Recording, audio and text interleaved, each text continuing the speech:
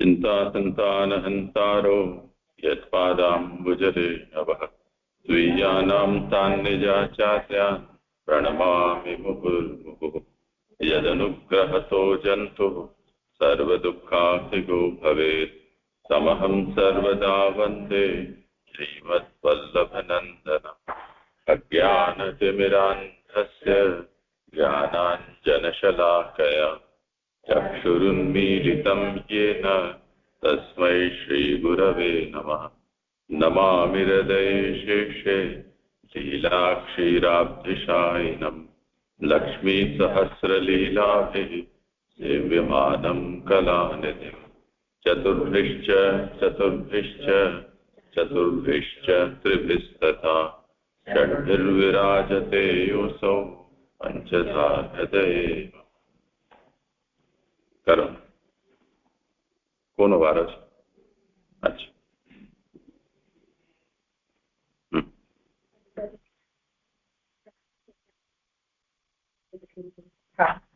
કયા અધ્યાયમાં નારદની પૂજા કરી એ ખાલી પહેલો શ્લોક. પછી ઘણી કીર્તિવાળા હાથમાં વીણાવાળા સુખપૂર્વક બેઠેલા દેવર્ષિએ હસતા હોય તેમ પાસે બેઠેલા તે વિપ્રસિંહે પૂછ્યું, હે મહાભાગ્યવાળા, હે પરાશર, તમારો શારીર અથવા તો માનસ જ આત્મા કોઈ સ્થળે તમારા પોતાનાથી સંતોષ પામેલો છે?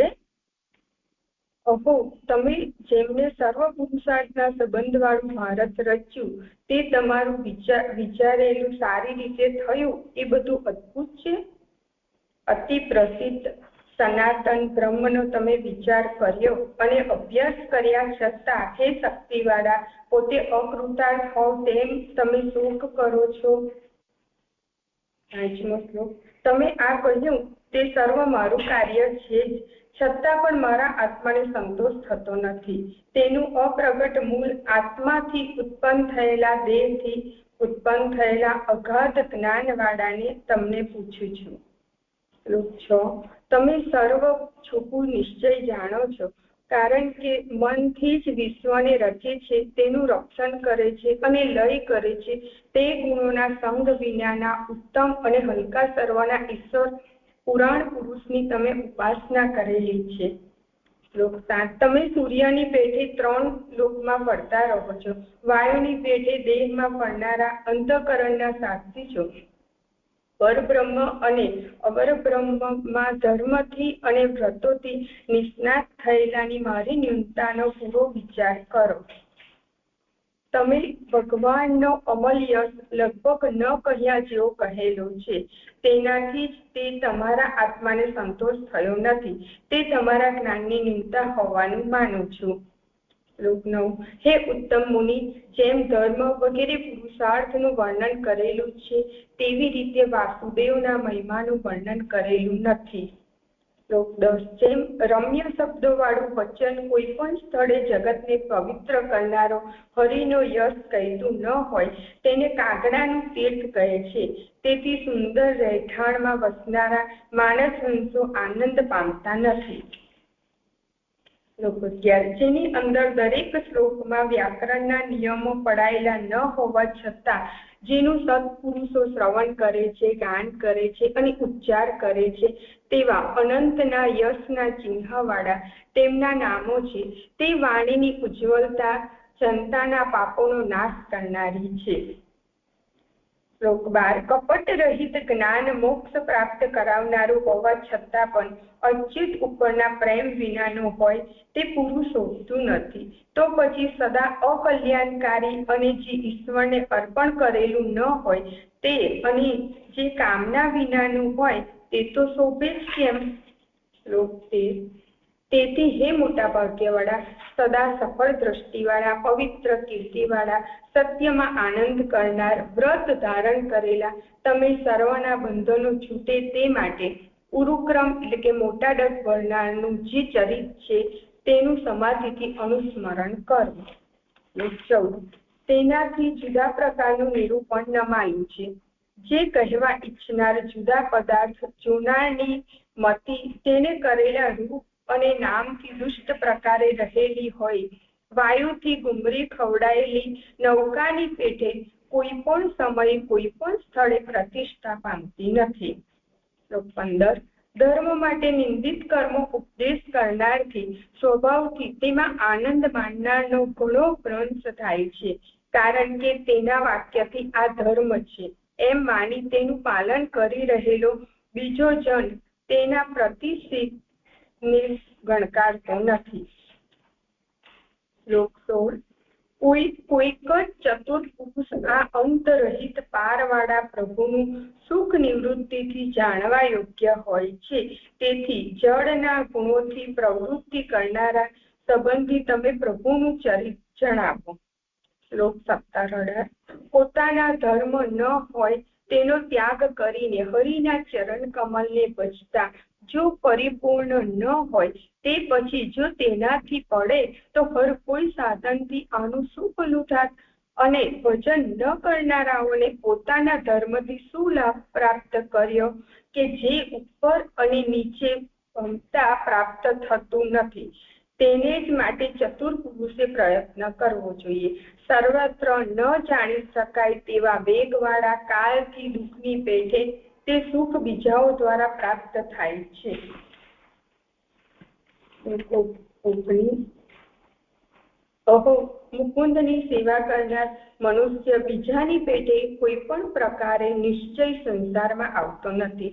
મુકુંદના ચરણના આલિંગનનું સ્મરણ કરતા ફરી તેને તજવાની ઈચ્છા કરતો નથી, કારણ કે તે રસથી વશ થયેલો છે. શ્લોક 20 આ વિશ્વ નિશ્ચય ભગવાન છે, ભગવાન જેવું છે. ભગવાન વિશ્વથી જુદા છે, તેમનાથી જગતની સ્થિતિ લય અને ઉત્પત્તિ થાય છે. તે તમે પોતે નિશ્ચય જાણો છો, છતાં પણ તમને માત્ર ઉત્તમ ઉપદેશ જણાવેલ છે.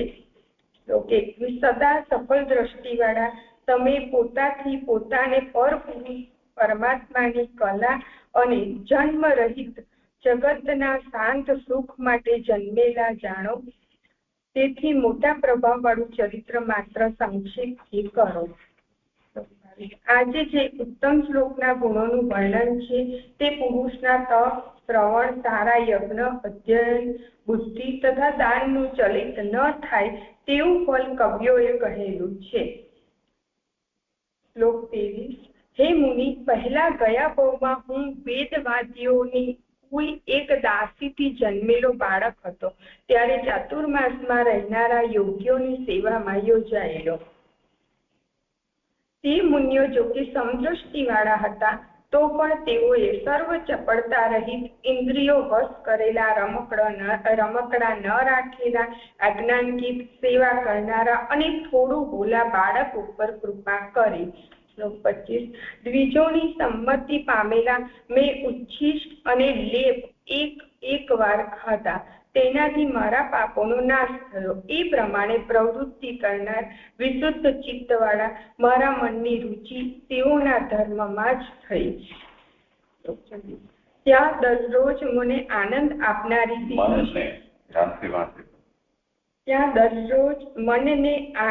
આપનારી શ્રી કૃષ્ણની કથાનું ઉત્તમ ગાન કરનારાઓની કૃપાથી હું તે સાંભળતો. હે વાલા, તે કથાઓના પદે પદનું શ્રદ્ધાથી શ્રવણ કરતા પ્રિય કીર્તિવાળા મારી રુચિ થઈ.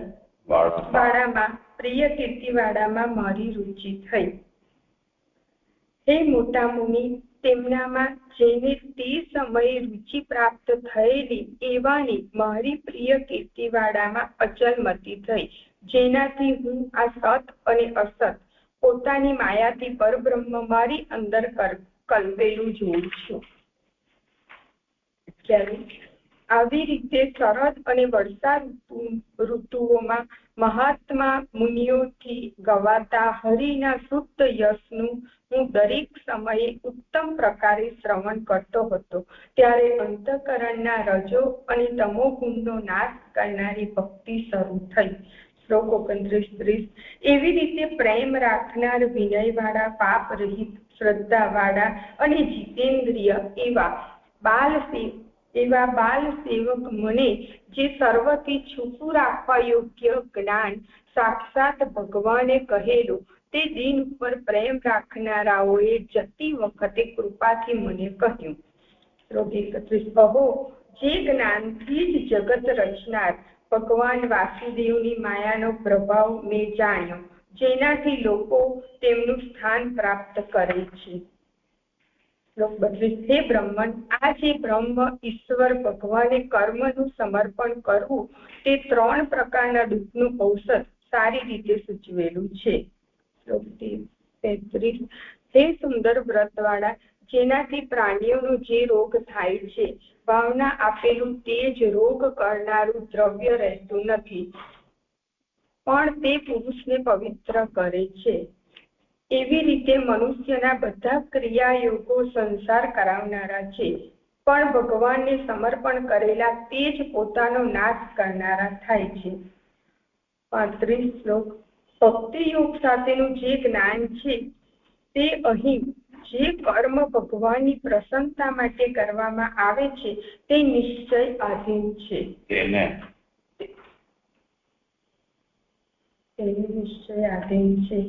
શ્લોક 36. જેમાં ભગવાનની આજ્ઞાથી કર્મો કરતા વારંવાર શ્રી કૃષ્ણના ગુણો અને નામોનો ઉચ્ચાર કરે છે અને પછી શ્રી કૃષ્ણનું સ્મરણ કરે છે. શ્લોક 37. આપ ભગવાન વાસુદેવને નમસ્કાર.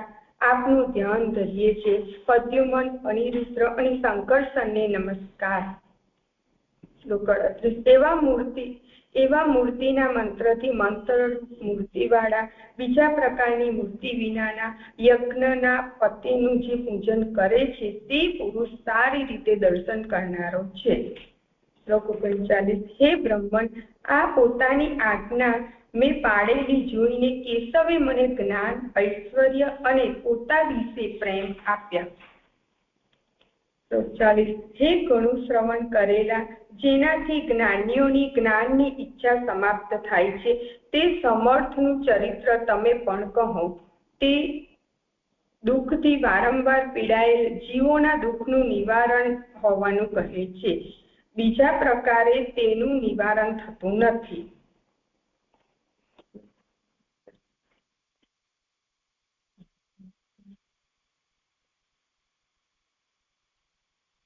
5. અનુક્રમણ અધ્યાય 5. ભક્તિ મહિમા અધ્યાય. ઉત્તરનું અનેક કૃતિનું નિરૂપણ હોવાથી વ્યાસજી અને નારદજીમાં સાધનરૂપ એવા પ્રભુના શ્રી અંગ વડે સંપાદિત ભગવદીયત્વ છે એનું નિરૂપણ છે. પ્રથમ સ્કંદ અધિકાર લીલા.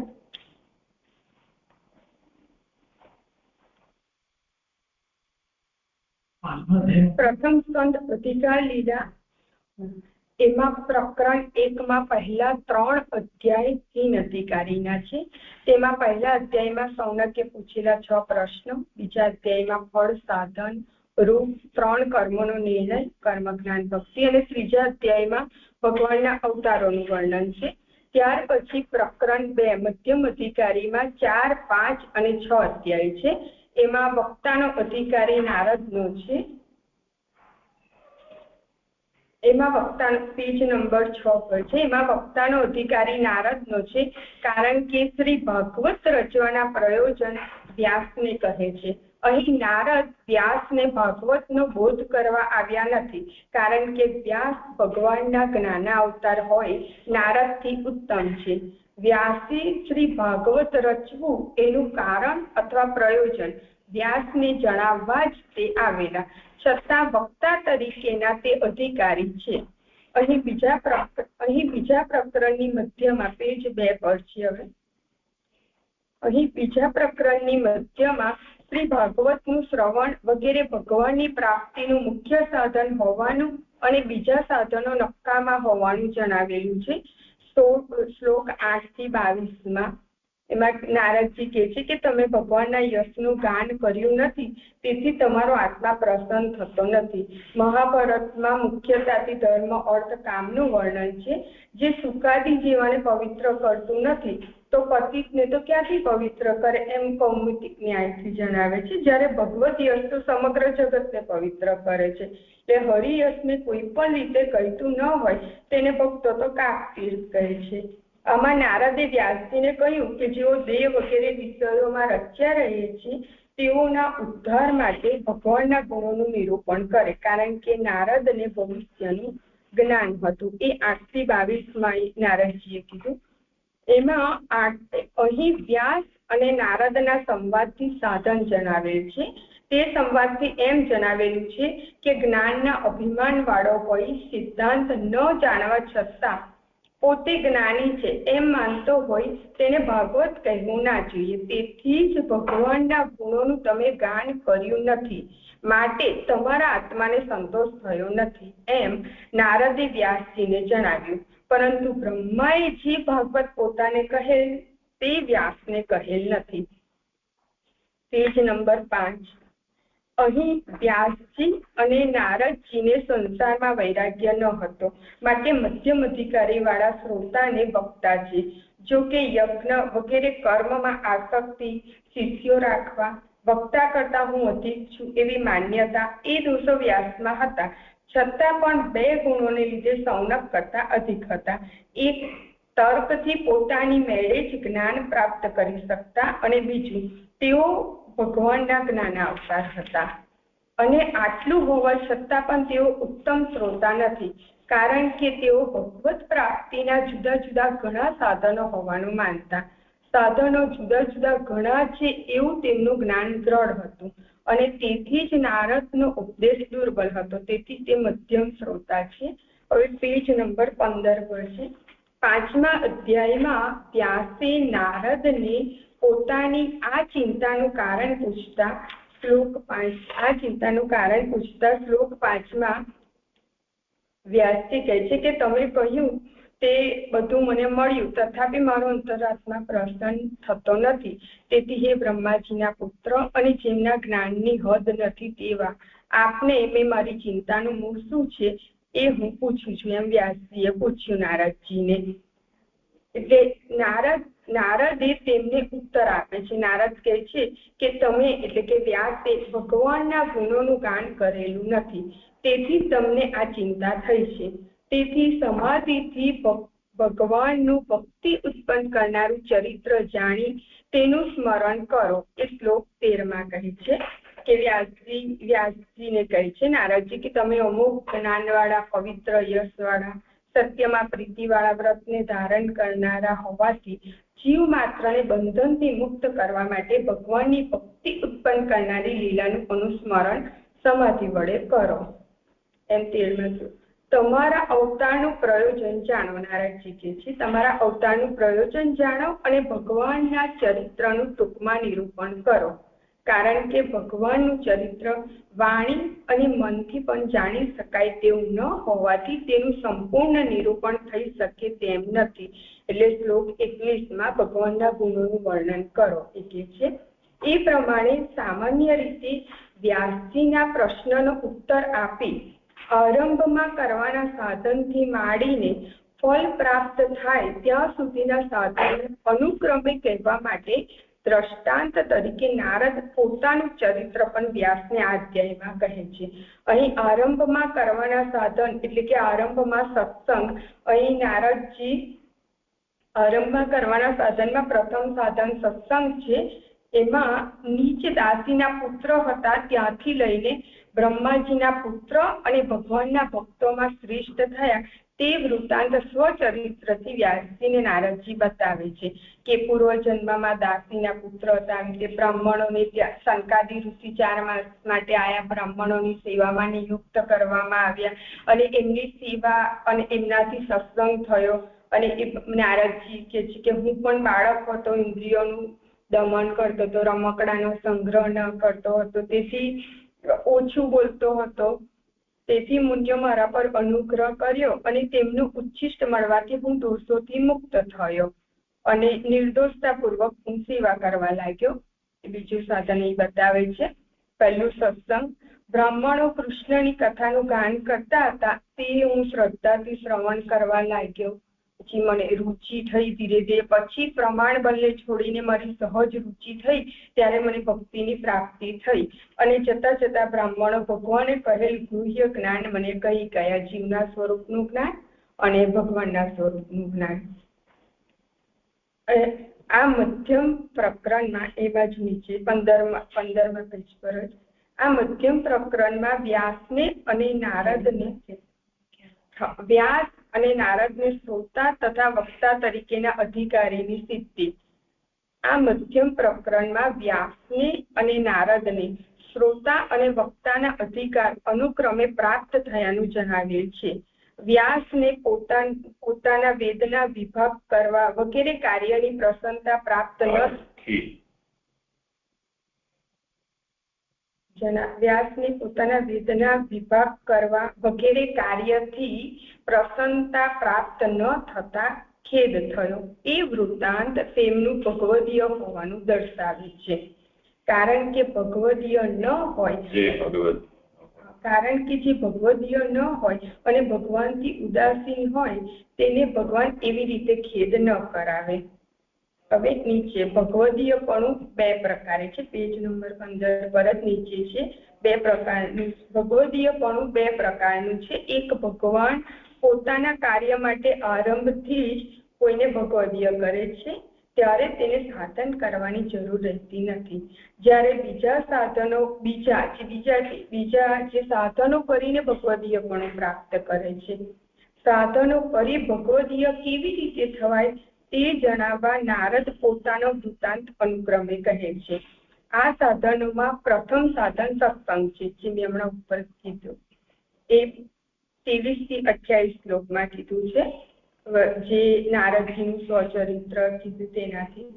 પ્રથમ સાધન સત્સંગ છે. પછીનું સાધન જીવના સ્વરૂપનું જ્ઞાન અને ભગવાનના સ્વરૂપનું જ્ઞાન છે, જે શ્લોક 30 થી 31માં બતાવ્યું છે. એમાં જીવના એટલે કે મનુષ્યના સર્વ કર્મ સંસાર ઉત્પન્ન કરનાર છે, અને એ કર્મ જ્યારે ભગવાનને અર્પણ કરી દે છે તો સંસાર જેમ અગ્નિમાં તૃણ નાખે તો સંપૂર્ણ રીતે એનો નાશ થાય છે, એ રીતે કર્મના સ્વરૂપનો પણ નાશ થાય છે અને એ સંસારને મટાડે છે. એટલું જ નહીં પણ ભગવત કૃપા પણ થાય છે. એવો અને પછી ભગવાનનો અનુભવ થાય છે કે ભગવાન સર્વત્ર હોવા છતાં, પ્રકાશતા હોવા છતાં પ્રગટ થતા નથી, એવો તેમની માયાનો પ્રભાવ છે. એવા શ્લોક 31 થી કહે છે. તેથી ભગવાન સર્વત્ર પ્રકાશતા હોવાને લીધે તેમની પ્રાપ્તિ કરવાના વિષયમાં કાંઈ કરવા પણ નથી, એવો ભગવાનનો અનુભવ થાય છે.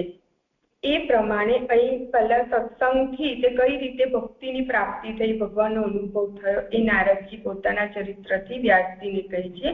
એ પ્રમાણે પોતાને ભગવાનનો અનુભવ થયો, ત્યાર પછી માત્ર ચિહ્નથી ભગવાનનો અનુભવ થાય તે નિરર્થક હોવાથી, આ જે નથી ખબર પડતી, નિરર્થક હોવાથી પછી પોતાનું ભગવદીયપણું પ્રાપ્ત થયા પછી પણ હું નારદ છું એમ તે માનતા હતા. એટલે પરતંત્ર ના થયા, સ્વતંત્ર જ રહ્યા. તે દૂર થાય એટલે હું ભગવાનનો દાસ છું એવી માન્યતા થાય, તે માટે કર્મો ભગવાનને સમર્પણ કરવાનું ચોથું સાધન કર્યું. તે શ્લોક 32 થી 39માં.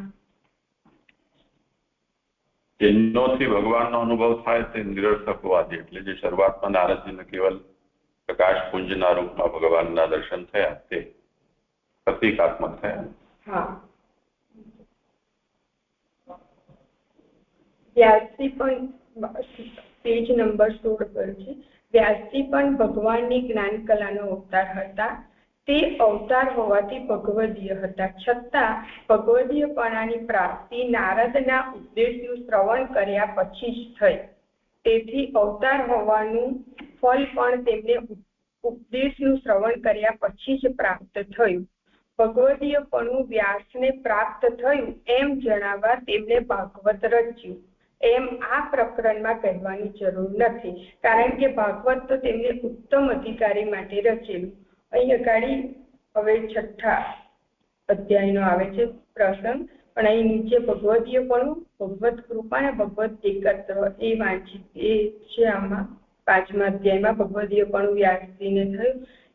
આ પ્રમાણે ભાગવત રચવાના પ્રસંગને લીધે તેના સંબંધથી પોતાની મેળે પ્રાપ્ત થનારું ફળ આ પ્રકરણમાં કહેલ ન હોવા છતાં આ પ્રકરણમાં વ્યાસનું તથા નારદનું મધ્યમ અધિકારી હોવાનું સિદ્ધ થાય છે. વ્યાસને ભગવાનના ગુણગાન સિવાય બીજા સાધનોમાં આસક્તિ હતી. તે ભગવદીયપણામાં નડતરરૂપ હતી. તે નારદના ઉપદેશથી દૂર થઈ અને નારદજીને તેની માં ભગવદીયપણું પ્રાપ્ત કરાવવામાં નડતરરૂપ હતી. તે સર્પદંશ થતા તે અડચણ પણ દૂર થઈ. એટલે ભગવદીયપણું બતાવ્યું, બંનેઓની ભગવદીયપણું પ્રાપ્ત થયું તે. અને બીજું, વ્યાસે નારદની પૂજા પ્રતિબંધ દૂર થયો.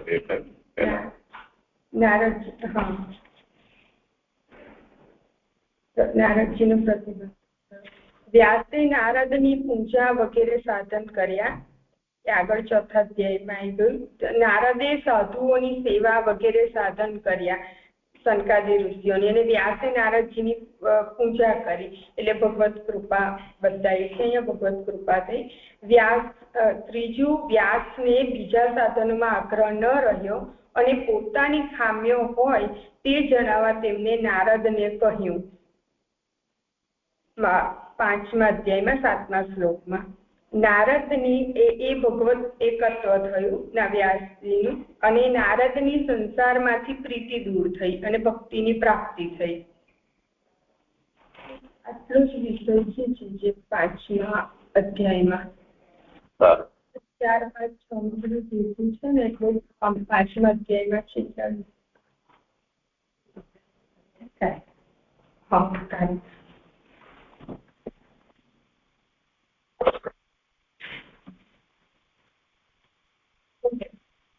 કારિકા 1, 5મી અધ્યાય, પહેલી કારિકા. ચતુર્થે સર્વધર્માણામ સંદેહો નિરૂપ્યતે ભક્તિ માર્ગે પંચમે તસ્ય નિર્ણય. પહેલી કારિકા. આ ચોથા અધ્યાયમાં સર્વધર્મ સંબંધી સંદેહ કહ્યો. 5મા અધ્યાયમાં ભક્તિ માર્ગમાં થતો તેનો નિર્ણય કહેશે. એટલે આ ચોથા અધ્યાયમાં સર્વધર્મો સંબંધી સંદેહ કહ્યો. એમાં 1 નંબરની ફૂટનોટ છે કે ધર્મથી ફળ પ્રાપ્ત ન થયું તેથી તે હલકો. એટલે અહીં વ્યાસજીએ વેદના 4 ભાગ કર્યા, ઇતિહાસ, પુરાણનું 5મો વેદ, ત્રિસૂત્રો દ્વિજબંધુઓનો કલ્યાણ માટે મહાભારતની રચના કરી. આટલું કર્યું છતાં પણ એ બધા ધર્મો અન્ય ધર્મોમાં સાધનો નિષ્કપટ, એટલે નિષ્કપટ નથી, કપટથી બતાયા છે અન્ય ધર્મોમાં સાધનો. એટલે અહીં આગળ ધર્મથી ફળ પ્રાપ્ત ન થયું તેથી તે હલકો. અને જે કહેલ રીતે કરવાથી તે ઉત્તમ થાય તેવો સ્વરૂપ સંબંધી સંદેહ. જે કહેલ એટલે કે નારદજીએ જે કહ્યું એ રીતે કરવાથી તે ઉત્તમ થાય એવો સ્વરૂપ સંબંધી, એટલે કે પ્રભુના લીલા ગુણગાનનું વર્ણન કરો. એક ભાગવતજી સમાધિ ભાષામાં જોઈને, ભાગવતજી એક નિષ્કપટ છે, એટલે એ નારદજીએ જે કહ્યું એ રીતે કરવાથી તે ઉત્તમ થાય તેવો સ્વરૂપ સંબંધી સંદેહ કહ્યો. અને અહીં 5મા અધ્યાયમાં ભક્તિ માર્ગમાં થતો તેનો નિર્ણય કહેશે. એમાં 2 નંબરની ફૂટનોટ છે કે વ્યાસે કરેલ ધર્મ હલકા હોવાનો નિર્ણય છે. એટલે એ જ આગળ જે કીધું વ્યાસજી આટલું કર્યું તેમ છતાં એ ધર્મો અન્ય ધર્મો જે છે બીજા બધા સાધનો એ નિષ્કપટ નથી, માટે હલકા હોવાનો નિર્ણય થાય છે. બીજી કારિકા. ઉત્તંકન મધ્યમ સ્વાદ દ્રષ્ટાંતસ્ય પ્રદર્શનમ આદાવંતે નિર્ણયાત હેતુ સ્વાદ ઉત્તરસ્ય હિ. મધ્યમ અધિકારી હોવાથી આરંભમાં વ્યાસના ખેદનો ઉલ્લેખ કર્યો અને અંતમાં નારદે પોતાનું દ્રષ્ટાંત કહ્યું.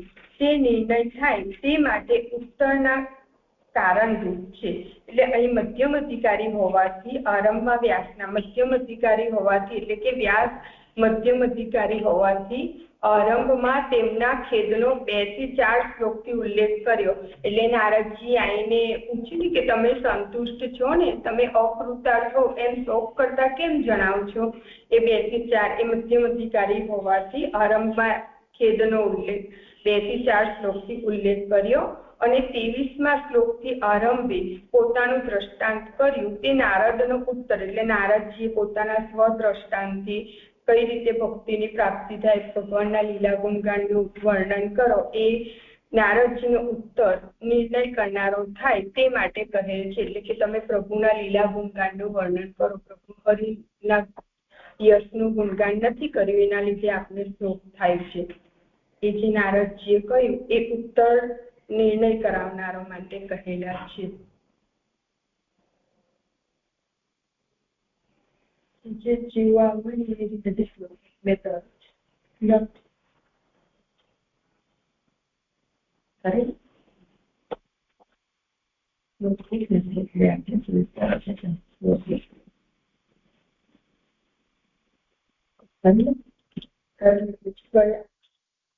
ગયા અધ્યાયમાં નારદજી પૂજા કરી એમ કહે છે. ગયા અધ્યાયમાં નારદની પૂજા કરી એમ કહેલું છે. તે પ્રસંગે સાચું પૂજન વગેરે કર્યા, એટલે કે સાચું પૂજન વગેરે કર્યા વિના નારદ પ્રશ્ન કરે છે એમ જુદા આરંભથી સૂત કહે છે. એટલે ગયા અધ્યાયમાં નારદની પૂજા કરી એમ કહેલું છે. તે પ્રસંગે એટલે પછી પ્રતિપૂજન નારદજીએ પણ એ પ્રસંગે સાચું પૂજન વગેરે કર્યા વિના નારદ પ્રશ્ન કરે છે, એટલે કે નારદે પ્રતિપૂજન પણ નારદજીએ કરવું જોઈએ. નારદની પૂજા કરી પછી વ્યાસજીએ નારદજીની પૂજા કરી એમ કહ્યું છે, તો એ સાચું પૂજન વગેરે કર્યા વિના નારદ પ્રશ્ન કરે છે એમ જુદા આરંભથી, એટલે કે પ્રતિપૂજન પણ કરવું જોઈએ. હવે શ્લોક પછી ઘણી કીર્તિવાળા હાથમાં વીણાવાળા સુખપૂર્વક બેઠેલા દેવર્ષિએ હસતા હોય તેમ પાસે બેઠેલા તે વિપ્રર્ષિને પૂછ્યું. તમ એટલે કે તેને, એટલે પહેલા ગુણવાળા વ્યાસને ઉત્તરનું સંપૂર્ણ જ્ઞાન હોવાથી ભય રહિત સુખપૂર્વક બેઠેલા દેવર્ષિએ પૂછ્યું. અહીં તેને એટલે કે ગુણવાળા વ્યાસજીને ઉત્તરનું સંપૂર્ણ જ્ઞાન હોવાથી ભય રહિત સુખપૂર્વક બેઠેલા દેવર્ષિએ નારદજીએ પૂછ્યું. ઉત્તર માટે પ્રશ્ન કરવા પાસે બેઠેલા વિપ્રર્ષિને પૂછ્યું. મોટા પુરુષની હલકાઈ જણાવનારો પ્રશ્ન સાધારણ માણસે કરવો યોગ્ય નથી, તેથી ઘણી કીર્તિવાળાએ પૂછ્યું એમ કહેલું છે. નારદ ઘણી કીર્તિવાળા હોવાથી અથવા તો નારદે કહેલામાં વ્યાસને વિશ્વાસ રહેશે એમ જણાવવા એ વિશેષણથી યોજેલું છે. દેવર્ષિ એટલે દેવોને પણ, એટલે કે દેવોને એટલે બ્રાહ્મણ પણ નારદજી.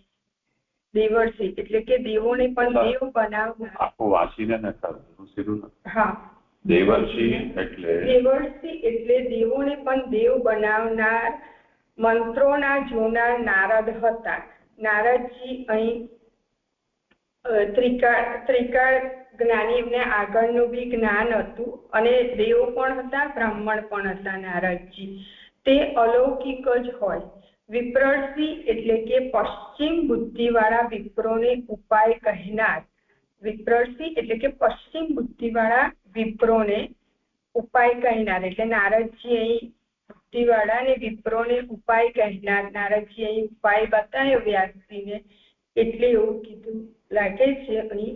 અથવા સર્વને પૂર્ણ કરનાર, વિપ્રોને પૂર્ણ કરનાર, ભગવાનના સંબંધવાળા ધર્મોનું ઉત્તમપણું જણાવતા હોય તેમ હાથમાં વીણા રાખી પોતાનો સમય પ્રાપ્ત કરીને પ્રભાવવાળા વિકસતા મુખવાળા નારદ હસતા હોય તેમ લોકોએ જોયા. અહીં ઘણી કીર્તિ. અહીં નારદજીએ વ્યાસજીને પૂછ્યું. હવે શ્લોક 2. કોને પૂછ્યું? પછી ઘણી કીર્તિવાળા હાથમાં વીણાવાળા સુખપૂર્વક બેઠેલા દેવર્ષિએ હસતા હોય તેમ પાસે બેઠેલા તે વિપ્રર્ષિને પૂછ્યું.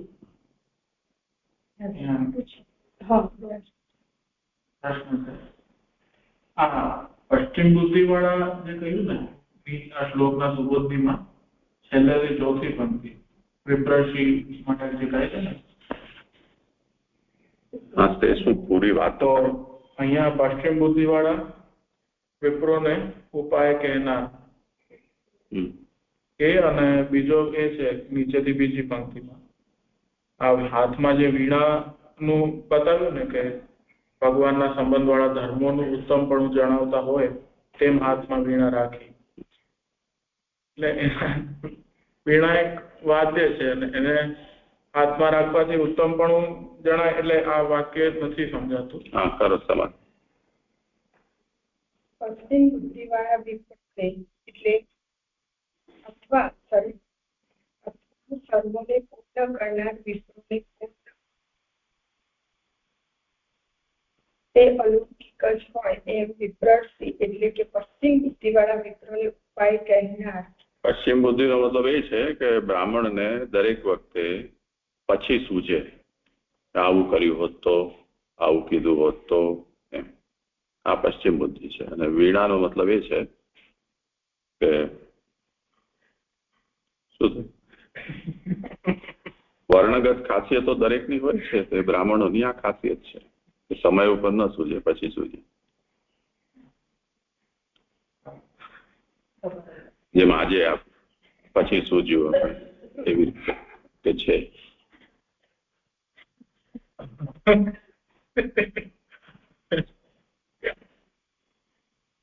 અને વીણા પાણી આ મૂલમાં કહ્યું છે, એનો તાત્પર્ય છે કે નારદજી ભગવદ ગુણગાનમાં સતત વીણા વાદન કરીને ભગવદ ગુણોનું ગાન કરે છે. તો એ ભગવત સંબંધી ધર્મોની ઉત્તમતા જણાવતા હોય એમ હાથમાં વીણા રાખીને કરવા. દેવોને પણ દેવ બનાવનાર મંત્રોના જોનાર દેવો તો છે, એને પણ દેવ બનાવનાર એ નહીં સમજમાં મંત્રોને જોનાર એવા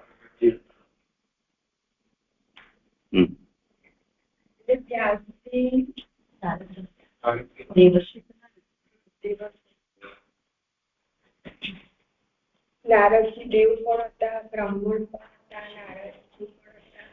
નહીં તો સમજાણું. જ્યારે આવે છે ને કે દેવોને પણ દેવ બનાવનાર મંત્રોના જોનાર, એટલે દેવો તો છે પણ એમનું દેવત્વ મંત્રના અધીન છે. ઋષિ એટલે મંત્ર દ્રષ્ટા. મંત્ર શું કે જે દેવતાને પણ દેવ બનાવે છે. તે જે કોઈ પણ પદાર્થ હોય, જેમ સોપારી છે એ આમ તો આપણે કૂટીને ખાઈ જઈએ, પરંતુ એના અંદર જ્યાં સુધી ગણપતિનું આધાન મંત્રથી થાય તો પછી એ પૂજ્ય બને, અન્યથા એ લૌકિક પદાર્થ છે. તો એ છે દેવ, પરંતુ એને દેવ બનાવે મંત્રથી. એટલે દેવોને દેવ બનાવનાર નારદજી નહીં, મંત્ર એ રીતે. અહીંયા જે કહ્યું ને વિપ્રષી, એટલે વિપ્રષી તો વ્યાસજી માટે કહી રહ્યા છે. અહીંયા દેવશ્રી નારદજીને વિપ્રષીને પૂછ્યું એટલે વ્યાસજીને પૂછ્યું એવું કહી રહ્યા. તો વિપ્રષી એટલે પશ્ચિમ બુદ્ધિવાળા વિપ્રોને ઉપાય કહેનાર એવા વ્યાસજી હતા, એવું જ કહેવા માંગે છે. હા, વિપ્ર શબ્દનો અર્થ છે પશ્ચિમ બુદ્ધિ. વિપ્ર શબ્દ પશ્ચિમ બુદ્ધિવાળા વિપ્રોને ઉપાય કહેનાર. વિપ્ર એટલે પશ્ચિમ બુદ્ધિવાળા, એવું ના ઋષિ તો વિપ્રષી. એટલે વ્યાસથી લેવા દેવા નથી એમ. પશ્ચિમ બુદ્ધિવાળા તમે એમ પૂછો છો ને? પશ્ચિમ બુદ્ધિવાળા વિપ્રોને ઉપાય કહેનાર. હવે ખ્યાલ આવ્યો કે વ્યાસજી એવા હતા વિપ્રષી કે પશ્ચિમ બુદ્ધિવાળા વિપ્રોને ઉપાય કહેનાર એવા વ્યાસજી હતા, એવું સમજો.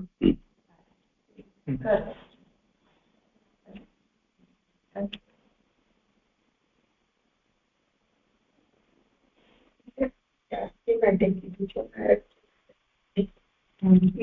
મોટો પુરુષ પણ મોહ પામે છે, એટલે વૃદ્ધિની ઈચ્છા કરતા મૂળનો પણ નાશ થાય છે. મોટો પુરુષ પણ મોહ પામે છે, એટલે કે વૃદ્ધિની ઈચ્છા કરતા મૂળનો પણ નાશ થાય છે. એવા અભિપ્રાયથી નીચેના શ્લોકમાં સ્વાભાવિક કુશળ સંબંધી પ્રશ્ન કરે છે.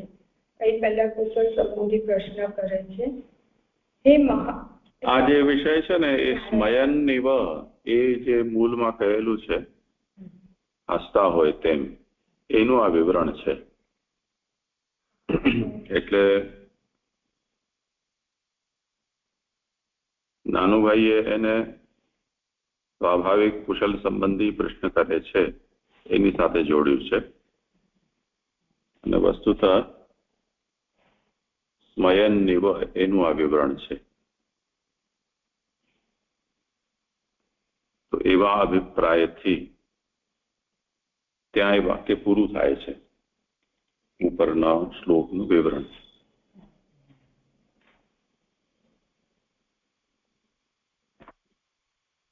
તાત્પર્ય થશે આનો સ્વાવસરમ પ્રાપ્ય ઊર્જિતો વિકસન મુખો લોકૈઃ સ્મયન્નિવ એટલે હસન્નિવ દૃષ્ટઃ.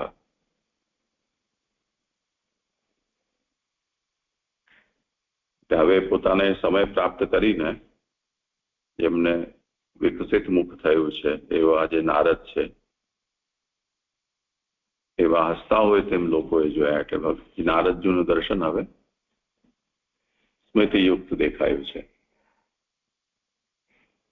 મહાનપી મુહ્યતિ ઇતિ મોટા પુરુષો પણ મુગ્ધ પામે છે.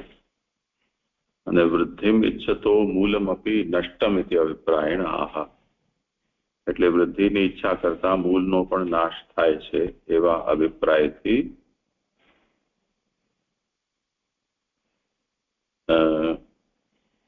હસ્યા. એટલે નારદજીના મુખ ઉપર જે હાસ્ય આવ્યું છે એનું આ રહસ્ય છે.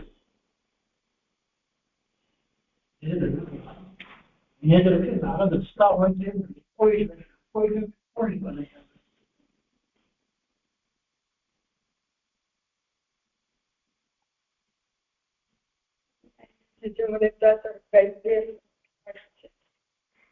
એ તો ભલે પણ હવે તો વાંચી લીધું ને આપણે.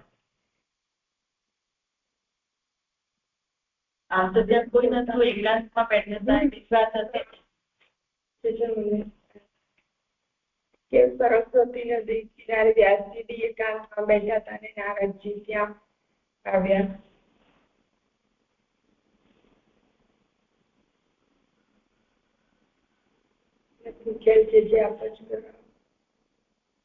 નારદજી જયારે આવ્યા છે એના પૂર્વની જે સ્થિતિ છે એ તો આપણે જોઈ લીધી કે તે વખતે તો એ એકાંતમાં વાસ કરી રહ્યા હતા વ્યાસજી, પણ હતો આશ્રમ. અને જયારે નારદજી પધાર્યા છે તે વખતે એટલું જ એકાંત છે કે જેમાં બીજા કોઈ હોય જ નહીં એવું આવશ્યક નથી.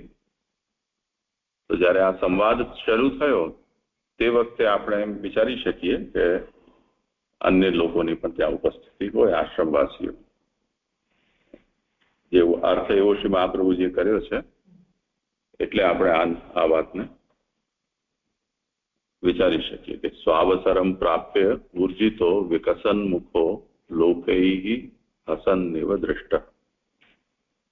ત્યાં અન્ય આશ્રમવાસીઓ તે વખતે ઉપસ્થિત હતા એવું આપણે વિચારી શકીએ.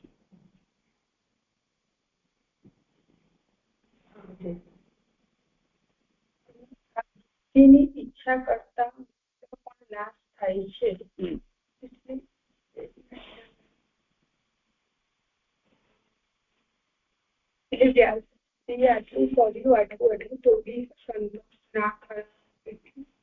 એટલે મૂળમાં જે કહ્યું છે કે મહાન અપી મુહ્યથી એટલે વ્યાસજીને જોઈને નારદજી હસી રહ્યા છે કે વ્યાસજી જેવા વ્યાસજી પણ મોહ પામ્યા છે.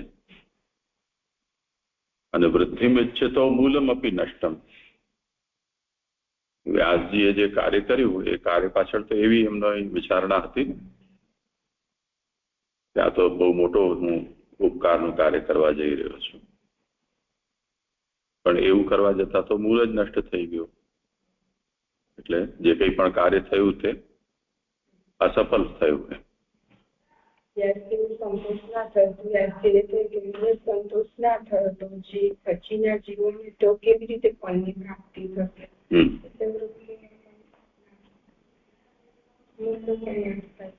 એવા અભિપ્રાયથી વેચીના શ્લોકમાં અવાજ તારો ધીમો થતો જાય છે. એવા અભિપ્રાયથી નીચેના શ્લોકમાં સ્વાભાવિક કુશળ સંબંધી પ્રશ્ન કરે છે. અહીં નારદજી હવે કહે છે, હે મહાભાગ્યવાળા, હે પરાશર્ય એટલે કે વ્યાસજી, તમારો શારીર અથવા માનસ જ આત્મા કોઈ સ્થળે તમારા પોતાનાથી સંતોષ પામેલો છે? પૂછે છે નારદજી વ્યાસજીને કે તમારે સંતોષ, તમારો આટલું તમે કર્યું તો એ તમારો માનસ જ આત્મા કોઈ સ્થળે પોતાનાથી તમને સંતોષ થયો છે? હવે સુબોધિનીજી, પરાશર તો મોટા વૈષ્ણવ હતા. પરાશર મુનિ મોટા વૈષ્ણવ હતા. તેમના પુત્રને એટલે કે વ્યાસજીને ભગવાનના માર્ગમાં સંદેહ કેમ થાય એમ પિતાના નામથી સંબોધન કરીને તેમનામાં તે પિતા વૈષ્ણવ હોવાની જાગૃતિ કરી. એટલે કે અહીં પરાશર મુનિ બી મોટા વૈષ્ણવ હતા, વ્યાસજી બી ભગવાનના જ્ઞાના અવતાર હતા. આટલું કર્યું છતાં પણ તેમને ભગવાનના માર્ગમાં સંદેહ કેમ થાય એમ પિતાના નામથી સંબોધન કરીને તેમનામાં તે પિતા વૈષ્ણવ હોવાની જાગૃતિ કરી નારદજીએ. કારણ કે શક્તિવાળો યોગ્ય હોય ત્યારે તેને ભગવાનના માર્ગનો બોધ થવાનો સંભવ છે. એટલે કારણ કે શક્તિવાળો હોય છે એ યોગ્ય હોય ત્યારે તેને ભગવાનના માર્ગમાં બોધ થવાનો સંભવ છે. એમાં શક્તિવાળામાં 1 નંબરની ફૂટનોટ છે. માત્ર સંબોધનથી કેમ થાય એવો પ્રશ્ન થાય, તેથી આ વાક્ય કહ્યું છે. માત્ર સંબોધનથી કેમ થાય એટલે આમ તમે કોના પરાશરના પુત્ર છો એ રીતે, અને તમે પણ પિતાના વૈષ્ણવ હોવાથી જાગૃતિ કરી એ રીતે શક્તિવાળો યોગ્ય હોય ત્યારે તેને ભગવાનના માર્ગનો બોધ થવાનો સંભવ છે એવું કે છે. હે મહાભાગ્યવાળા સંબોધનથી વ્યાસે તેમનું કાર્ય કરેલ હોવાનું કહેલ છે. મહાભાગ્યવાળા એ સંબોધનથી વ્યાસે તેમનું કાર્ય કરેલ હોવાનું કહે છે. એટલે વ્યાસજીએ અહીં આ બધું કાર્ય કર્યું જે પરાશર મુનિએ કદાચ ખબર નથી, જે પણ રહ્યું હશે તો વ્યાસજીએ 4 વેદના 4 ભાગ કર્યા, પુરાણ ઇતિહાસ એ બધું કર્યું. એટલે મહાભાગ્યવાળા એ પરાશર તો સત્સંબંધ નથી, વ્યાસજીના માટે જ આ કાર્ય હતું ને. તો વ્યાસજીએ એમના ભાગે આવેલું કાર્ય કર્યું એ કૃતજ્ઞતા કહી એમને. તેનું કાર્ય કરેલ હોવાનું કહેલ છે. કોઈ સ્થળે શબ્દથી કોમળ પ્રશ્ન કરે છે. શારીર આત્મા એટલે કે દેહથી, આત્માના એટલે તમારાથી, અથવા તો તમારા પોતાનાથી સંતોષ પામેલો એમ ભેગું લેવું. એમાં 2 નંબરની ફૂટનોટ છે. આત્માના એટલે દેહથી અથવા તો તમારાથી, એમ તમારા પોતાનાથી સંતોષ પામેલો એમ ભેગું લેવું. એમાં 2 નંબરની ફૂટનોટમાં કે છે, વ્યાસે ચિંતા કરેલી તેમાં મારો દેહ સંબંધી આત્મા એમ કહેલું. તેમાં મારા શબ્દથી સંઘાત એટલે કે દેહ ને આત્મા બેવનો સંઘાત જણાવેલ તેમ અહીં ભવતઃ એટલે કે તમારા શબ્દથી સંઘાત જણાવેલ છે. આ પક્ષમાં તું તો શબ્દ યોજ્યો, તેથી પછીના માનસ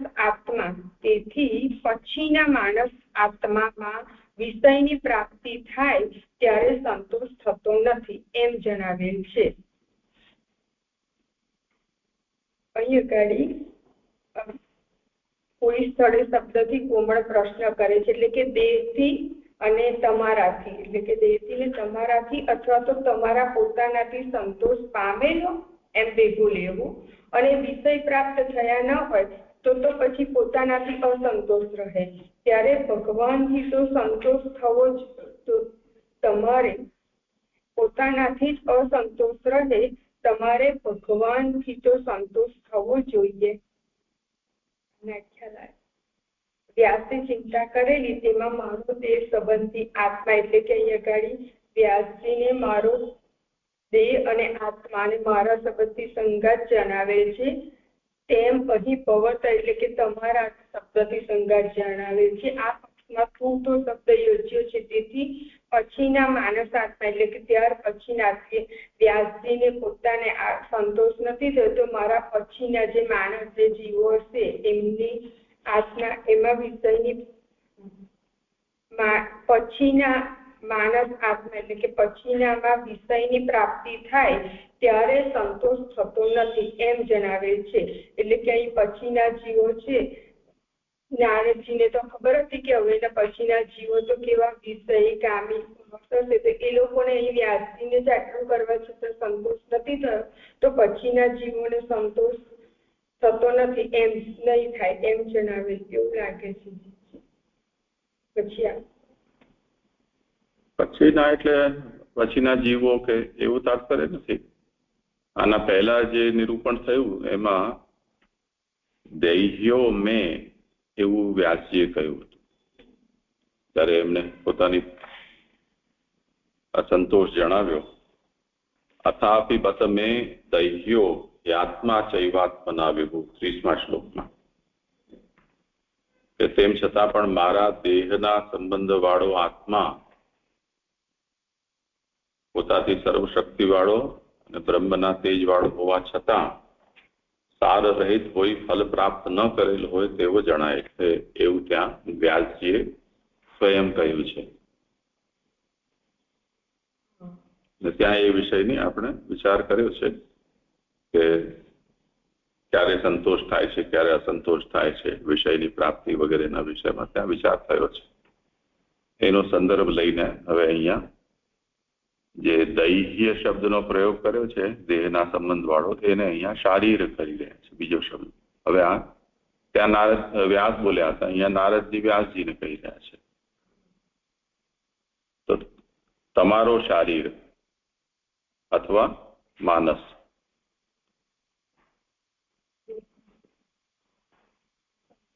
તો એ હવે તમારાથી સંતુષ્ટ થયો કે નહીં? તમારો આત્મા તમારાથી સંતુષ્ટ થયો કે નહીં એવું અહીંયા પૂછી રહ્યા છે. એની આ વિવેચના છે કે શારીર આત્મા આત્મના કચ્ચિત આત્મના, એમાં જે આત્મના છે ને એ આત્મનાને કહી રહ્યા છે કે ભવતઃ શારીર આત્મા કચ્ચિત આત્મના પરિતુષ્યતિ, એવું અહીંયા પૂછી રહ્યા છે કે તમારો શારીર આત્મા આત્માથી શું સંતુષ્ટ થયો?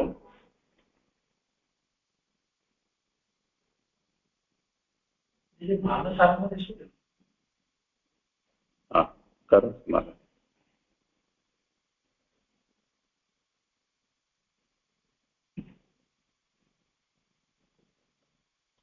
પછીના કે માનસ આત્મામાં પ્રાપ્ત થાય ત્યારે સંતોષ થતો નથી એમ જણાવ્યું છે. પછીના તેથી પછી માનસ આત્મા સંતોષ પામેલો છે, એટલે જેવી રીતે શારીર આત્મા સંતોષ પામ્યો કે નહીં એમ પૂછ્યું, એ જ પ્રશ્ન માનસ આત્માના વિષયમાં પણ પૂછી રહ્યા છે કે માનસ આત્મા પણ સંતોષ પામ્યો કે કેમ.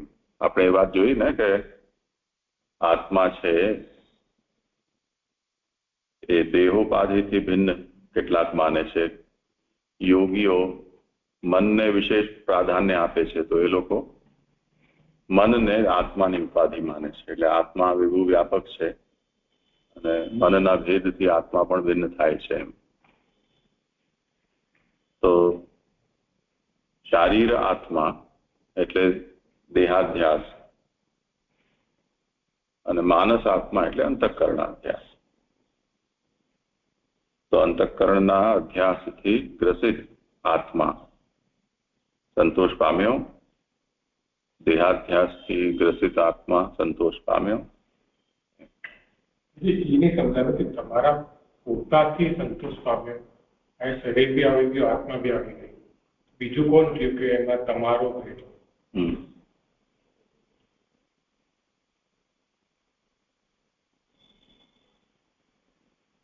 તમારા પોતાથી એટલે તમે જે કર્યું છે એનાથી તમે પોતાનાથી સંતુષ્ટ થયા, તમારા પોતાનાથી સંતોષ પામે એમ કીધું એવું શંકા જણાવે છે તમારા પોતાથી એટલે શરીર બી આવી ગયું, આત્મા બી આવી ગઈ. પહેલા ગણાવી લીધું કે સંતોષ નથી પામે. તો પછી આ જયારે એમ કહે કે તમારા પોતાથી, તો એની ત્રીજી એન્ટિટી થઈ ગઈ છે. એટલે આગળ પણ કહ્યું છે ને, વિષય પ્રાપ્ત થયા ન હોય તો પોતાથી જ અસંતોષ રહે. એટલે જે ઈચ્છા કરી હોય ને એ પ્રાપ્ત ના થાય તો પોતાથી અસંતોષ રહે ને. એ રીતે તમે તમારા પોતાનાથી સંતોષ તમને થયો છે એમ પૂછી રહ્યા છે.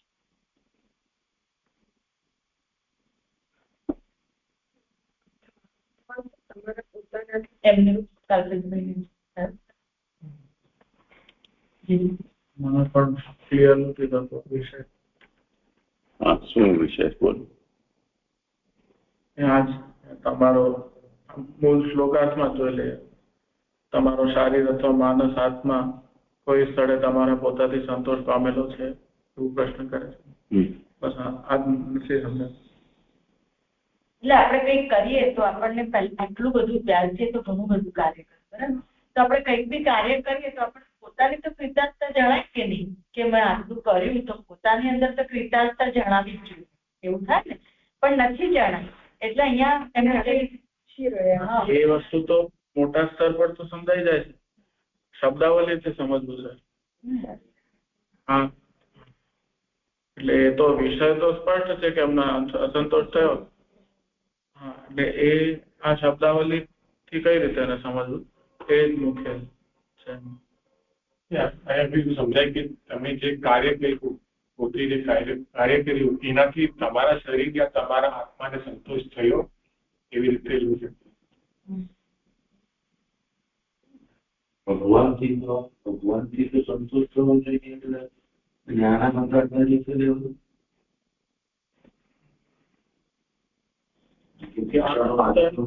તો પછી આ વિષય રહી છે.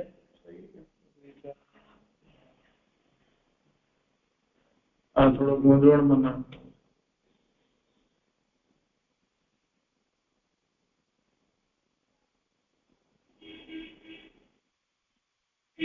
કોઈને સમાધાન વિચારવું હોય આ પ્રશ્ન પર?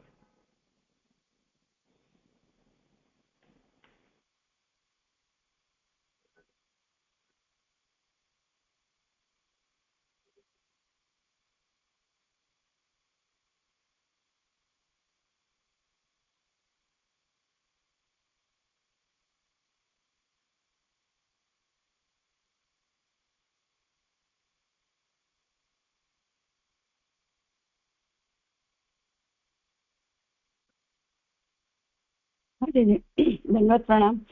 અહીંયા એવું લાગે છે, અહીંયા જેમ આપણે સમજાવ્યું એ પ્રમાણે કે શરીર આત્મા એ દેહ એટલે કાર્ય જે કર્યું છે દેહથી કર્યું છે, એટલે એમને એવું છે. અને માનસ અહીંયા શબ્દ વાપર્યો છે ને, માનસ એ મનનો ધર્મ છે. જે તમે આપણે કીધું ને એ પ્રમાણે કે સંતોષનો વિષય મનનો વિષય છે અને કાર્ય કર્યું એ એમના દેહથી કરેલું છે. એટલે અહીંયા આગળ શારીર આત્મા અને અહીંયા માનસ આત્મા એ બે શબ્દો વાપર્યા હોય એવું લાગે છે. દંડવત, પ્રણામ. એ પ્રશ્ન જ નથી અહીંયા.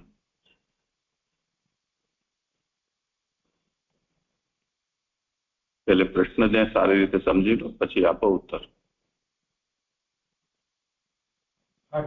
પ્રશ્ન એ છે કે તમારા શરીર અથવા માનસ આત્મા કોઈ સ્થળે તમારા પોતાથી, હવે જયારે આપણે પોતાથી કહીએ તો શરીર બી આવી ગયું અને આત્મા બી આવી ગયું.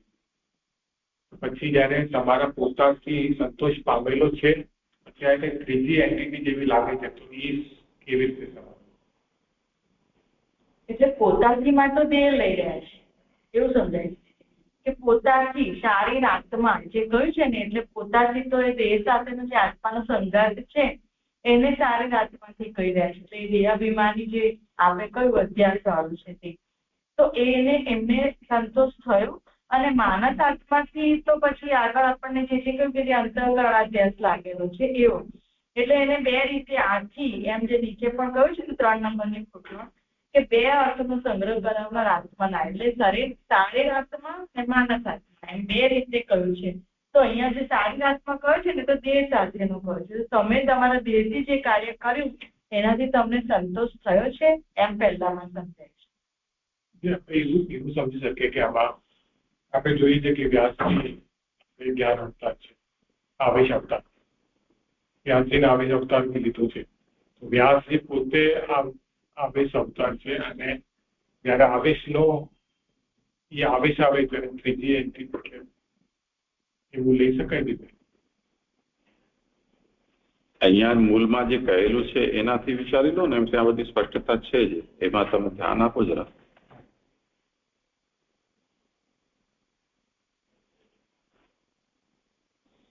કચ્છિદિતિ કોમલ પ્રશ્ને, કોમલ પ્રશ્ન છે.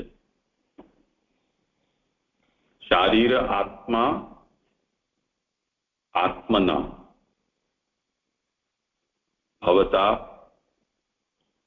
સ્વેન વા.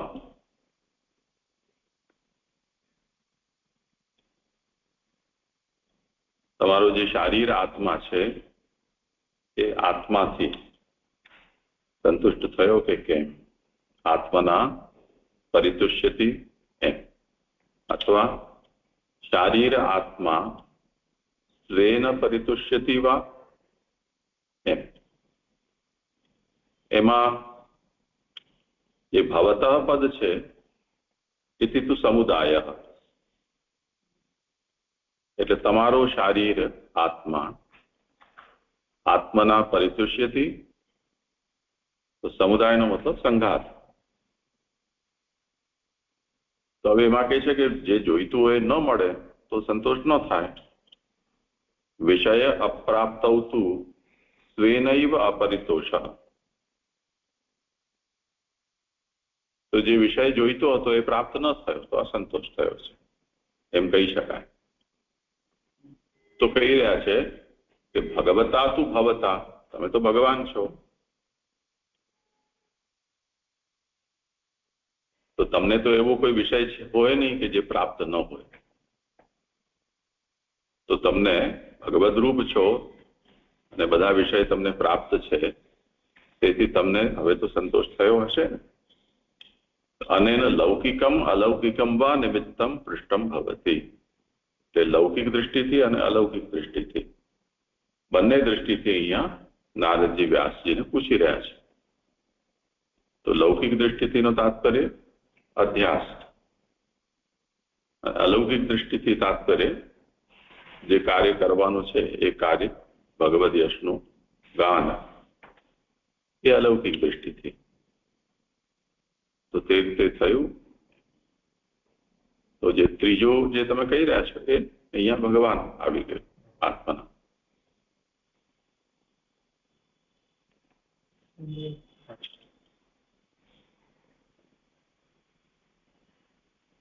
ગોકુલનાથજીએ પણ થોડો આનો સરળ વિસ્તાર કરેલો છે. વ્યાખ્યાન દ્વયથી સંગતિમાં આવો. અહીંયા બે જે વ્યાખ્યાન કર્યા છે શારીર અને માનસ અને આત્મના. તો તથા ચ અપરિતોષસ્તુ વિષયા પ્રાપ્ત સ્વયમેવ ભવતી. જો આપણને જોઈતો વિષય ન મળે તો અપરિતોષ સ્વયં થાય જ છે. ઇતિ સ્વેન ઇતિ વ્યાખ્યાનાદ વિષયા પ્રાપ્ત. અહીંયા જે મૂળમાં જે આજ્ઞા કરી છે કે આત્મા શારીર આત્મા આત્મના ભવતા સ્વેન વા, તો વિષયા પ્રાપ્ત સ્વેનૈવ અપરિતોષ. આ સ્વેનૈવથી જે કર્યું છે એ વિષયની અપ્રાપ્તિ. અને ભવતા ઇતિ વ્યાખ્યાનાત પ્રાપ્તાવપી અપરિતોષો ભગવતા ભવતી. અને અહીંયા મૂળમાં જે આજ્ઞા કરી છે કે ભવતઃ, તમને આપને, તો પ્રાપ્ત વિષય હોય તેમ છતાં પણ અપરિતોષ થઈ શકે છે. એટલે ભગવાન અપરિતોષ કરાવી શકે છે, અથવા ભગવદ રૂપ તમને અપરિતોષ થઈ શકે છે. એવંચ આત્મના ઇત્યનેન પદેન નારદેન ઉભયવિધોપી અપરિતોષ પૃષ્ટઃ. બંને પ્રકારનો અપરિતોષ અહીંયા આત્મના એ પદથી નારદજીએ પૂછ્યું છે. અલૌકિકમ ભગવદર્થકમ ભવતા ઇત્યનેન નિમિત્તમ અપરિતોષે કારણમ પૃષ્ટમ ભવતી. અલૌકિક પરિતોષ કયો છે? તો ભગવદર્થક અપરિતોષ છે.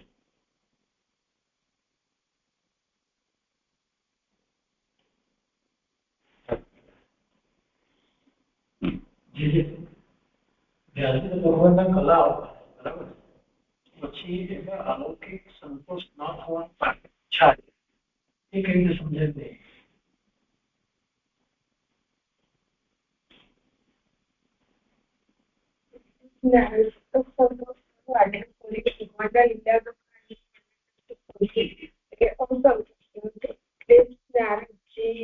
એમનું જન્મનું પ્રયોગ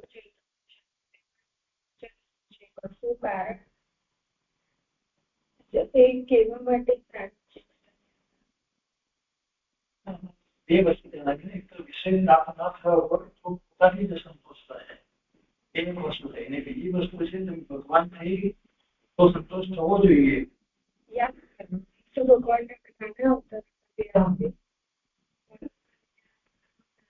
પછી એનો અસંતોષ કેવી રીતે થાય? મને એ જરા જવાબ કે એવો પ્રશ્ન કેમ પૂછાય?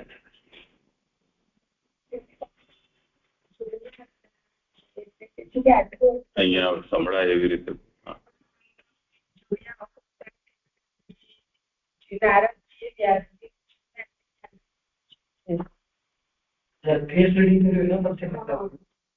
તો આખી કથા ગયા અધ્યાયમાં આવી જ ગઈ.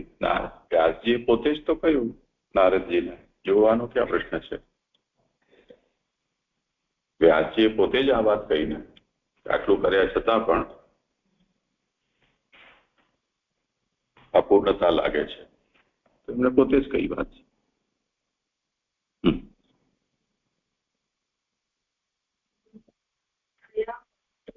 પોતાનાથી સંતોષ રહે અને તમારે ભગવાનથી તો સંતોષ થવો જોઈએ. આથી લૌકિક અને અલૌકિક સંતોષ ન થયાનું કારણ પૂછ્યું. આથી નારદજીએ લૌકિક અને અલૌકિક સંતોષ ન થયાનું કારણ પૂછાયું. નારદજીએ પૂછ્યું વ્યાસજીને. એવી રીતે એમાં 3 નંબરની ફૂટનોટ છે. બે અર્થનો સંગ્રહ કરાવનાર આત્માના શબ્દથી, એટલે જે આપણે ઉપર જોયા ને બે અર્થનો સંગ્રહ કરાવનાર, એ રીતે કે દેહથી ને આત્માથી પૂછે છે નારદજી સંતોષ લૌકિક અને અલૌકિક સંતોષ ન થયાનું કારણ પૂછાયું. એવી પૂછે છે કે એવી રીતે માનસ આત્મા સંતોષ પામેલો છે, એવી રીતે માણસ આત્મા પણ સંતોષ પામેલો છે એમ પૂછે છે નારદજી. એવ અને જ શબ્દથી પહેલા પ્રકાર એટલે કે શારીર આત્માની ગૌણતા સૂચવેલી છે. એટલે કે શારીર આત્માની એટલે કે જે દેહ એની ગૌણતા સૂચવેલી છે. અને એ રીતે કે મનથી માનસ આત્માથી સંતોષ થયો એમ પૂછી રહ્યા છે. પ્રણામ છે. અહીંયા જે ઉત્થાનિકામાં જે કહ્યું ને મોટો પુરુષ પણ મોહ પામે છે, એટલે વૃદ્ધિની ઈચ્છા કરતા મૂળનો પણ નાશ થાય છે. આ જે પાછળ લખ્યું ને એટલે વૃદ્ધિની ઈચ્છા કરતા મૂળનો પણ નાશ થાય છે, એ થોડું સમજાયું નહીં છે. પ્રણામ છે. મોડા જોડાયા હશે ના, હું વિષય થઈ ગયો કોઈ આવ્યો છે ને. હા, કઈ વાંધો નહીં. હા હા હા, વાંધો નહીં. પ્રણામ છે.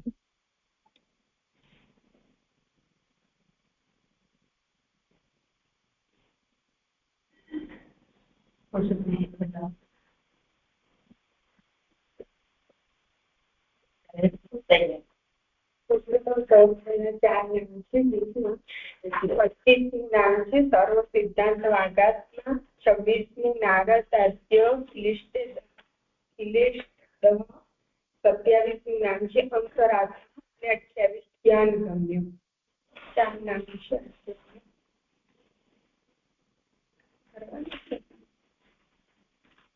એટલું બધું વાર હવે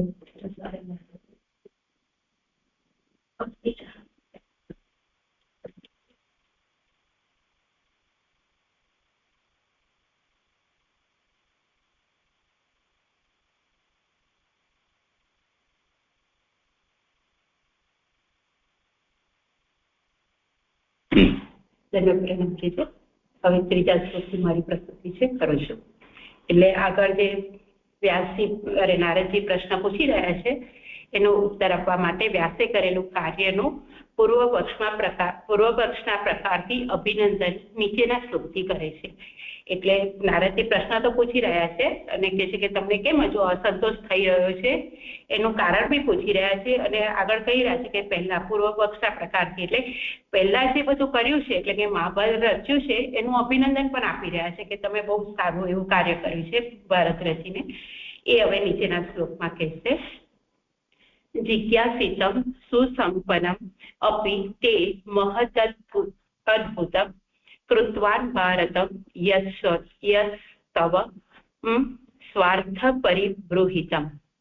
અહો તમો જેમને સર્વ પુરુષાર્થોના સંબંધ વાળું ભારત રચ્યું તે તમારું વિચારાયેલું સારી રીતે થયું તે બહુ અદ્ભુત છે.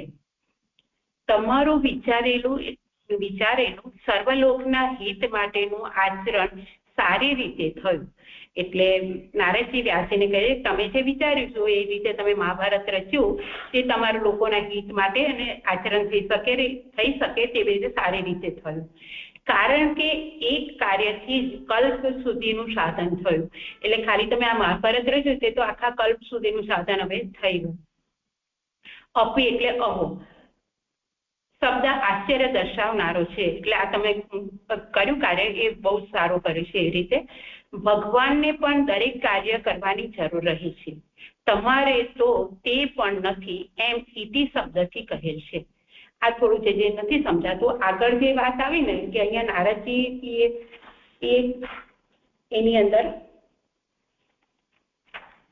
કે ભગવદીય પણ જે બતાવ્યું ને એની અંદર એ વાત કરી કે ભગવાન પોતાના કાર્ય માટે આરંભથી જ કાંઈક એટલે કોકને ભગવદે કરે છે ત્યારે તેને સાધન કરવાની જરૂર રહેતી નથી. પણ અહીં વ્યાસજી તો કાર્ય કરી રહ્યા છે આટલું કર્યું અને ભગવાનને પણ દરેક કાર્ય કરવાની જરૂર રહે છે. એ સંબંધમાં થોડું નથી થતું મને અને એના માટે ઇતિ શબ્દ વાપર્યો છે એનું કહી રહ્યા છે. તમારું બહુ અદ્ભુત કાર્ય થયું એમ કહ્યું એટલે તમે બહુ મોટું કાર્ય કર્યું છે. એ ઇતિ શબ્દ સમાપ્તિના અર્થમાં પણ યોજાય છે. એટલે મહાભારત રચાઈ ગયું એટલે એનો સમાપ્તિ પણ થઈ ગઈ છે એના માટે પણ ઇતિ શબ્દ કહ્યો છે. અદ્ભુત જ બહુ થયું ઉત્તરાર્થથી સારી રીતે થયેલું કાર્ય જ કહેલ છે. એટલે કૃતવાન ભારતમ એ કહી રહ્યા છે એનાથી એવી રીતે સમજાય છે કે સારી રીતે થયેલું કાર્ય જ કહે છે કે બહુ સારી રીતે થયું છે. કારણ કે એક શાસ્ત્ર એક પુરુષાર્થ જણાવનારું હોય છે. કોઈ શાસ્ત્ર એક હોય તેમાં તો ખાલી એક જ પુરુષાર્થ પ્રાપ્ત જણાવનારું હોય છે. પણ આપણે જે ભારત રચ્યું એમાં તો ભારત તો ધર્મ વગેરે 4 પુરુષાર્થ જણાવનારું છે. બધા ધર્મ વગેરે સાધન સાથેના પુરુષાર્થોના સર્વ તરફથી ગૃહિતમ સંબંધ વાળું છે એવો અર્થ છે. એટલે એમાં ધર્મ પર 2 નંબરની ફૂટનોટ છે કે ધર્મ અર્થ કામ મોક્ષ અને મોક્ષ એ 4 પુરુષાર્થ જણાવનારું છે. એટલે તમે જે મહાભારત રચ્યું એ તો એક સાથે ધર્મ સહિત ધર્મ અર્થ કામ અને મોક્ષ એ 4 પુરુષાર્થને સિદ્ધ કરનારો છે. તેના પાછળ સાધન પણ સહિત તમે એમને પુરુષાર્થ સિદ્ધ થાય એવા સંબંધ વાળું તમે મહાભારત રચ્યું છે એવી એમને પ્રશંસા કરી અભિનંદન આપે છે.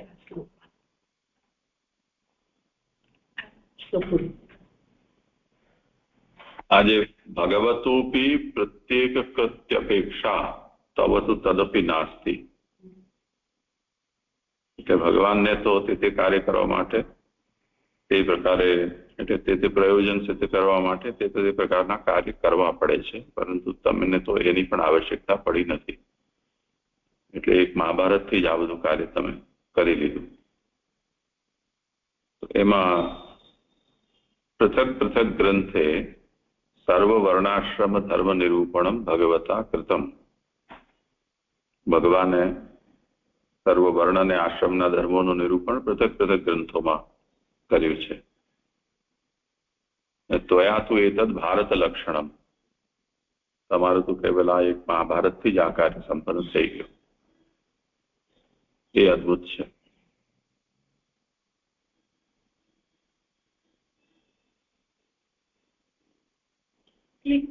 ભગવાનને પણ દરેક કાર્ય કરવાની જરૂર રહે છે એટલે એનાથી શું આમ એટલે કરવું પડે છે એવું કે થયું ને ભગવાનને. અહીંયા તો જે આગળ ભાગવતાર્થમાં સમજ્યું કે ક્યારેક ભગવાન પોતાના કાર્યનો આરંભ કરવો હોય ત્યારે કોઈને ભગવદ્ય કરે છે. આ તો ભગવાનને જાતે કામ કરવું પડે છે એવું થયું એનો અર્થ. એટલે કેવી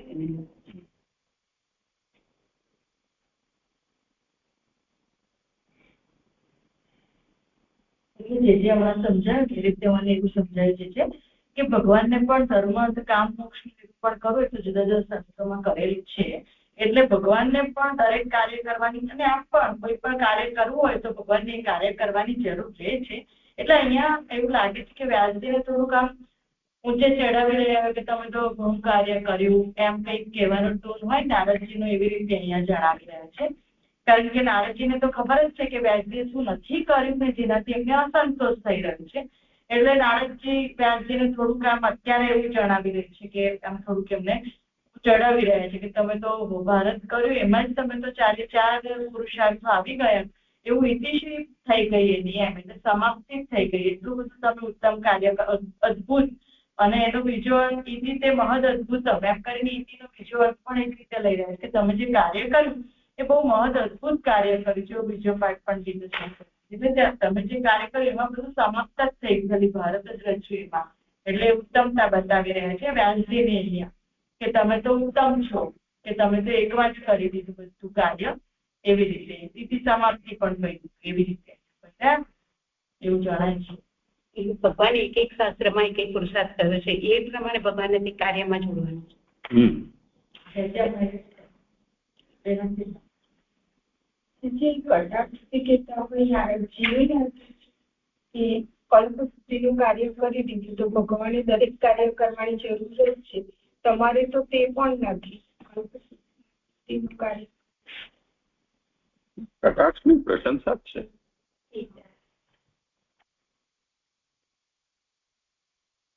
કલ્પ સુધીનું કાર્ય સાધન થયું એ કેવી રીતે? ચતુર્યુગ આપણે 1000 વર્ષ થાય તો કલ્પ થાય. આના પહેલાનો બી ચતુર્યુગ આવીને ગયા હશે. એ જોઈ ગયા કે હરે ચતુર્યુગમાં અંતે એ સમયે વ્યાસજીનો અવતાર થાય છે. એટલે જયારે હું કહે છે કે કલ્પ સુધીનું સાધન થયું એ પછી કેવી રીતે?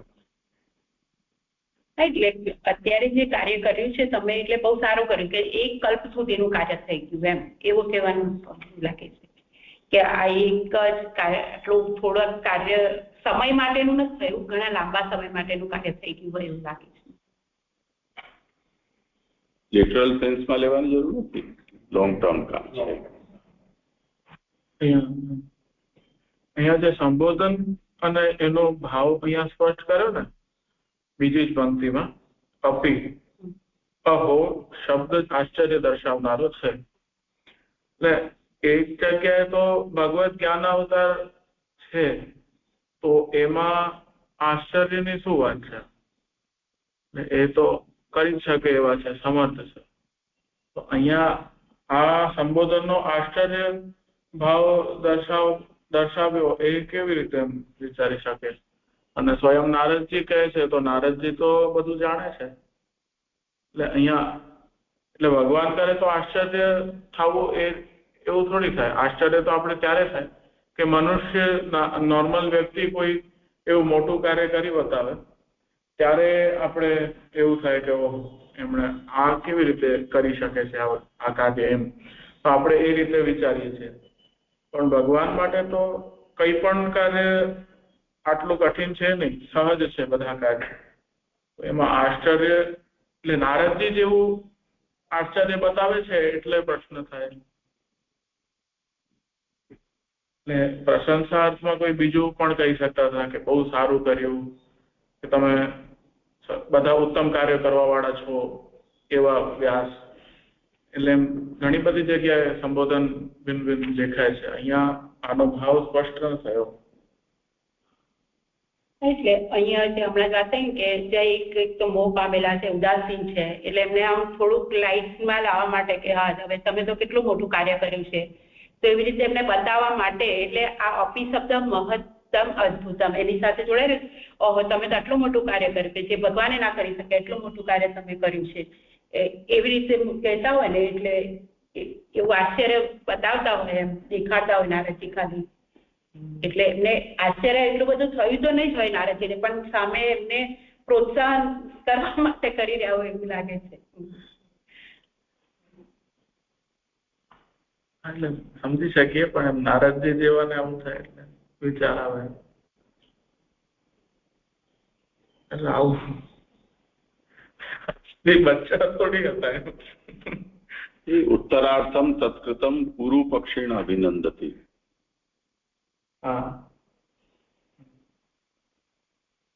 વ્યાસજીએ જે જિજ્ઞાસા કરી છે એના ઉત્તર માટે એમણે જે કર્યું છે એને પૂર્વ પક્ષ બનાવી અને એનું અભિનંદન કરી રહ્યા છે. તો અકૃતાર્થતાનો સમજાવી તો પડશે ને એમને, શા માટે એવું લાગી રહ્યું છે. તો એ અકૃતાર્થતાને સમજાવવા માટે આ એક ઉપક્રમ કર્યો છે. અને જે કર્યું છે એ સર્વથા નિરુપયોગી છે એવું પણ એમને નથી સંદેશ આપવો.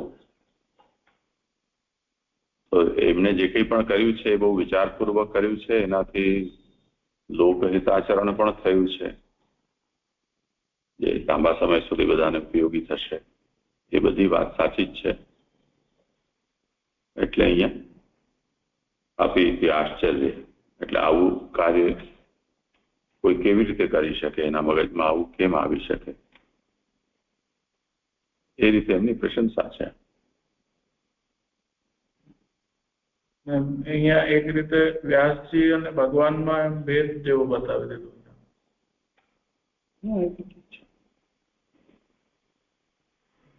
ભગવાનને પણ દરેક કાર્ય કરવાની જરૂર પડે છે.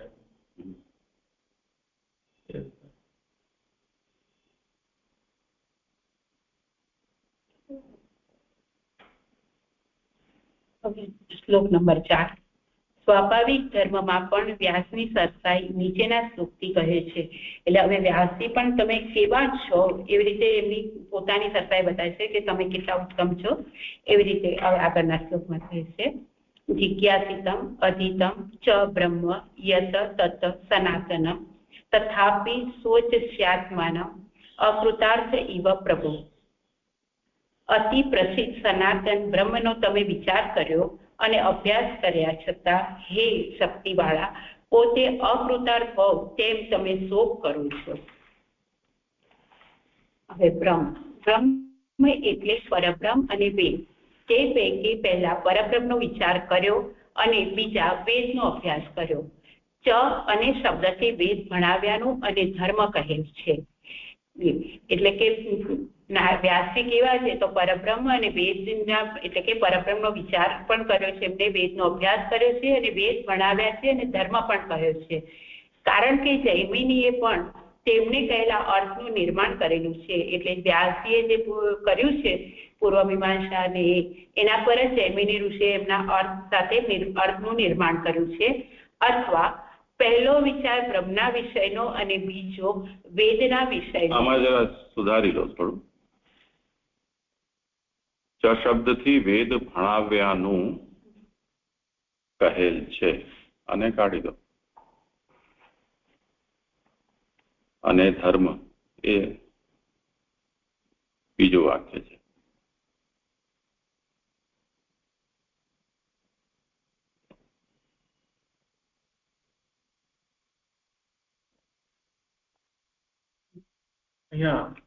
અને ધર્મશ્ચ જૈમિનેરપી તદુક્તાર્થોપનિબંધનાત, એ પાછું સ્વતંત્ર વાક્ય છે.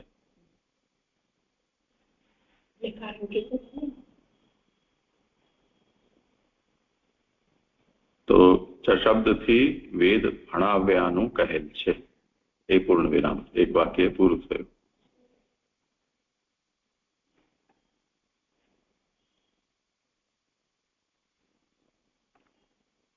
પછી અનેની જગ્યાએ વળી એમ કરી દો.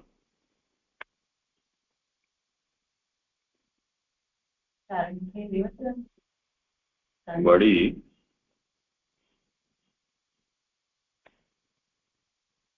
ધર્મ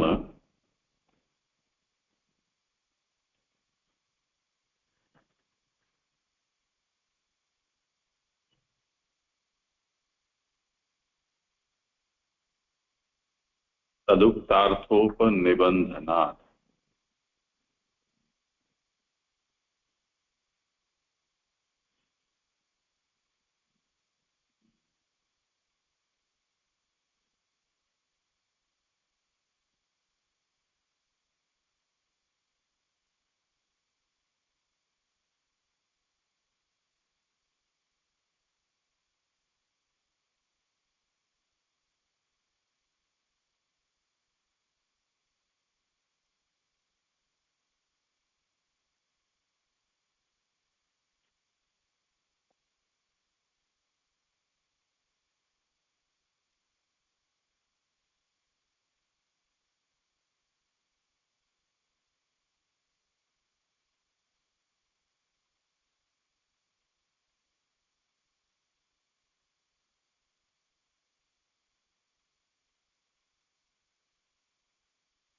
બધા લોકો અલગ અલગ અર્થ કરી રહ્યા છે.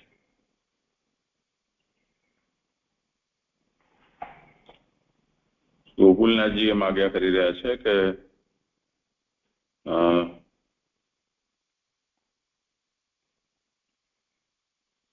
તત્ર એકમ જિજ્ઞાસિતમ અપરમ અધીતમ. બ્રહ્મ એક જે છે એની જિજ્ઞાસા કરી છે અને વેદરૂપ જે છે બ્રહ્મ એનું અધ્યયન કર્યું છે. ચકારાત અધ્યાપિતમ જિજ્ઞાસિતમ અધીતં ચ. એ જે ચકાર છે એનાથી કેવલ અધ્યયન જ કર્યું છે એમ નહીં, પરંતુ ભણાવ્યું પણ છે. પછી ધર્મશ્ચ ઇતિ ધર્મશ્ચ ઉક્તઃ ઇત્યર્થઃ. એટલે ધર્મ પણ તમે કહ્યો છે, કેવલ બ્રહ્મ જ નહીં પરંતુ ધર્મને પણ તમે કહ્યો છે. ત્યાં એમણે એ વાક્યને પૂરું માન્યું છે.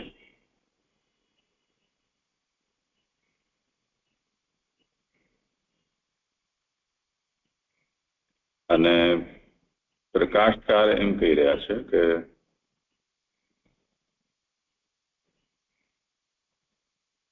ધર્માધ્યાપને ગમકમ આહુઃ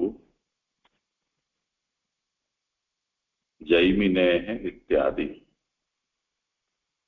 ઔત્પત્તિક સૂત્રાદૌ વ્યાસોક્તાનુવાદાત ઇત્યર્થઃ. એટલે પુરુષોત્તમજીનો એવો અર્થ છે કે જૈમિનીએ કર્મ મીમાંસામાં ઔત્પત્તિક સૂત્રમાં વ્યાસજીએ જે વાતનું નિરૂપણ કર્યું છે એનું જ નિરૂપણ જૈમિનીએ ત્યાં કર્યું છે. એનો મતલબ એ થયો કે વ્યાસજીએ જે બ્રહ્મતત્વના સંબંધમાં નિરૂપણ કર્યું છે એને જ ધર્મસૂત્રના ધર્મમીમાંસાના નિરૂપણમાં જૈમિનીએ પણ એ જ વાતનો પુનરુચ્ચાર કર્યો છે. તો ધર્મશ્ચ જૈમિનેરપી તદુક્તાર્થોપનિબંધના. તદુક્તાર્થનો મતલબ વ્યાસ ઉક્ત જે અર્થ છે.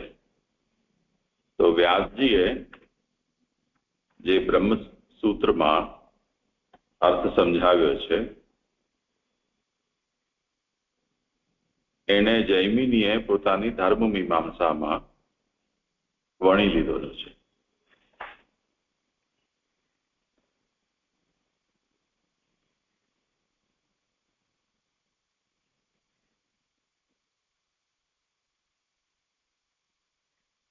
તમે કેવું કે છે એવું કહ્યું છે કે આપણે અને અહીંયા પહેલી પુસ્તક એવું કહે છે આજે એમ જણાય છે કે વ્યાસે પૂર્વ મીમાંસાના સૂત્રો પણ રચેલા છે. આપણે શું કહ્યું પુરુષોત્તમજી એવું કહે છે કે જે બ્રહ્મ મીમાંસામાં જે કર્યું છે વ્યાસજીએ જે કર્યું છે એનો અર્થ જૈમિનીએ ઔત્પત્તિક સૂત્રમાં કરેલું છે પૂર્વ મીમાંસામાં. પણ અહીંયા તો એમ કહ્યું છે કે વ્યાસજીએ બી પૂર્વ મીમાંસાના સૂત્રો રચેલા છે. એવી રીતે જે કર્યું છે તો કેવી રીતે સમજવાનું છે?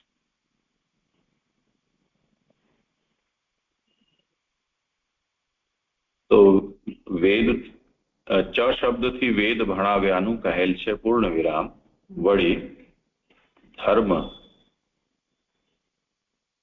પણ કહેલ છે અલ્પ વિરામ. કારણ કે જૈમિનીએ પણ તેમણે એટલે વ્યાસે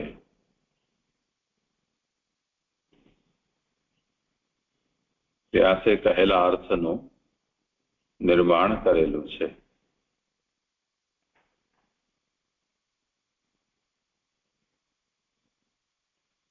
તે પછી બીજો વિષય છે આગળનો,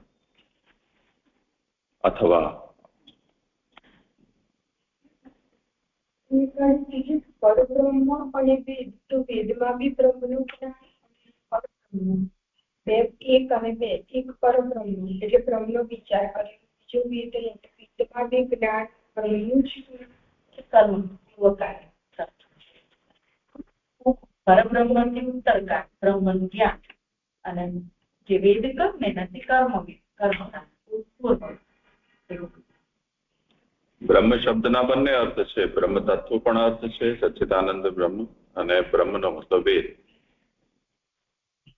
એને પરાવર એવી રીતે પણ આગળ આવશે. પરાવર એ બ્રહ્મણી તત્વમાં.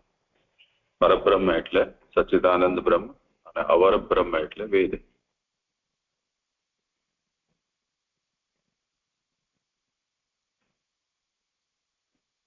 પછી હવે લઈ લો અથવા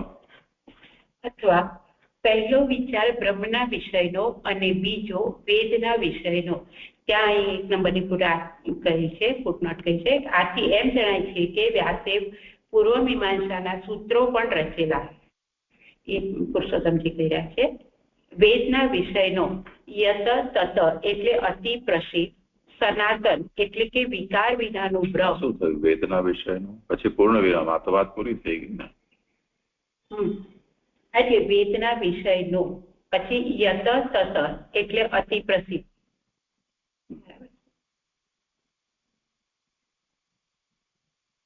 બરાબર. સનાતન એટલે વિકાર વિનાનું બ્રહ્મ.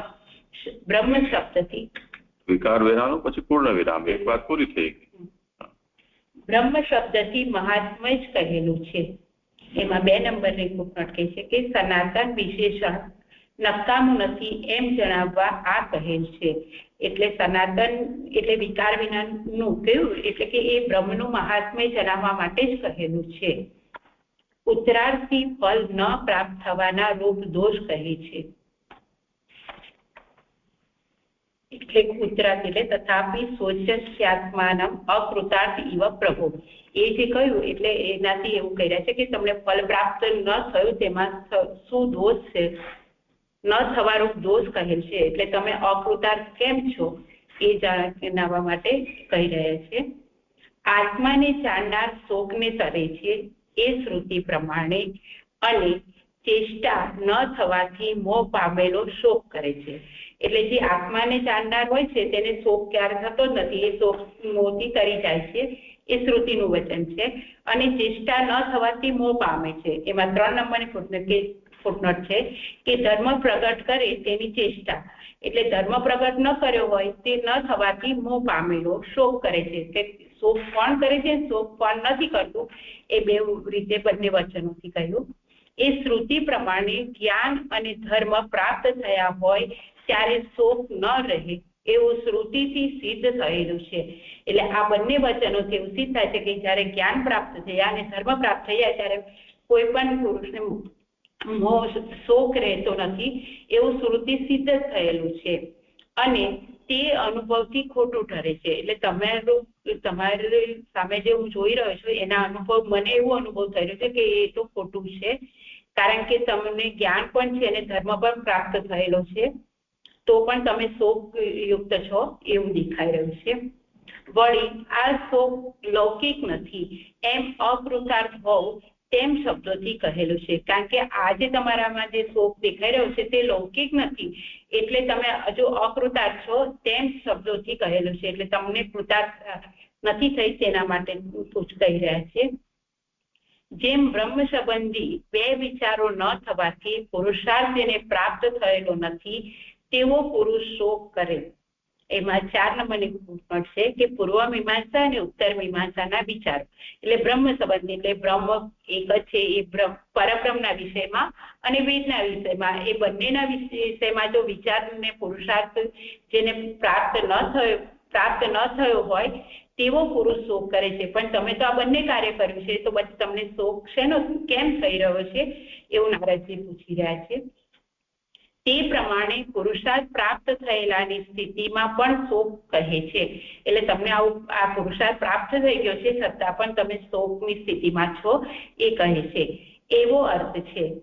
આ વિષયમાં ઉત્તર કહેવામાં શક્તિ તમારી છે એમ હે શક્તિવાળા સંબોધનથી કહેલ છે. એટલે આ જે હું પૂછી રહ્યો છું એમાં તમારે કહેવું જોઈએ, એમાં તમારે કહેવાની શક્તિ છે, તેથી એમને નારદજી કહે છે હે શક્તિવાળા સંબોધન કર્યું છે. ચોથો શ્લોક.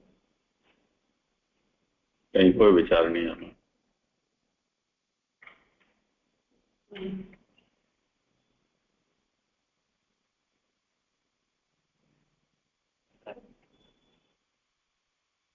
હવે શ્લોક 5.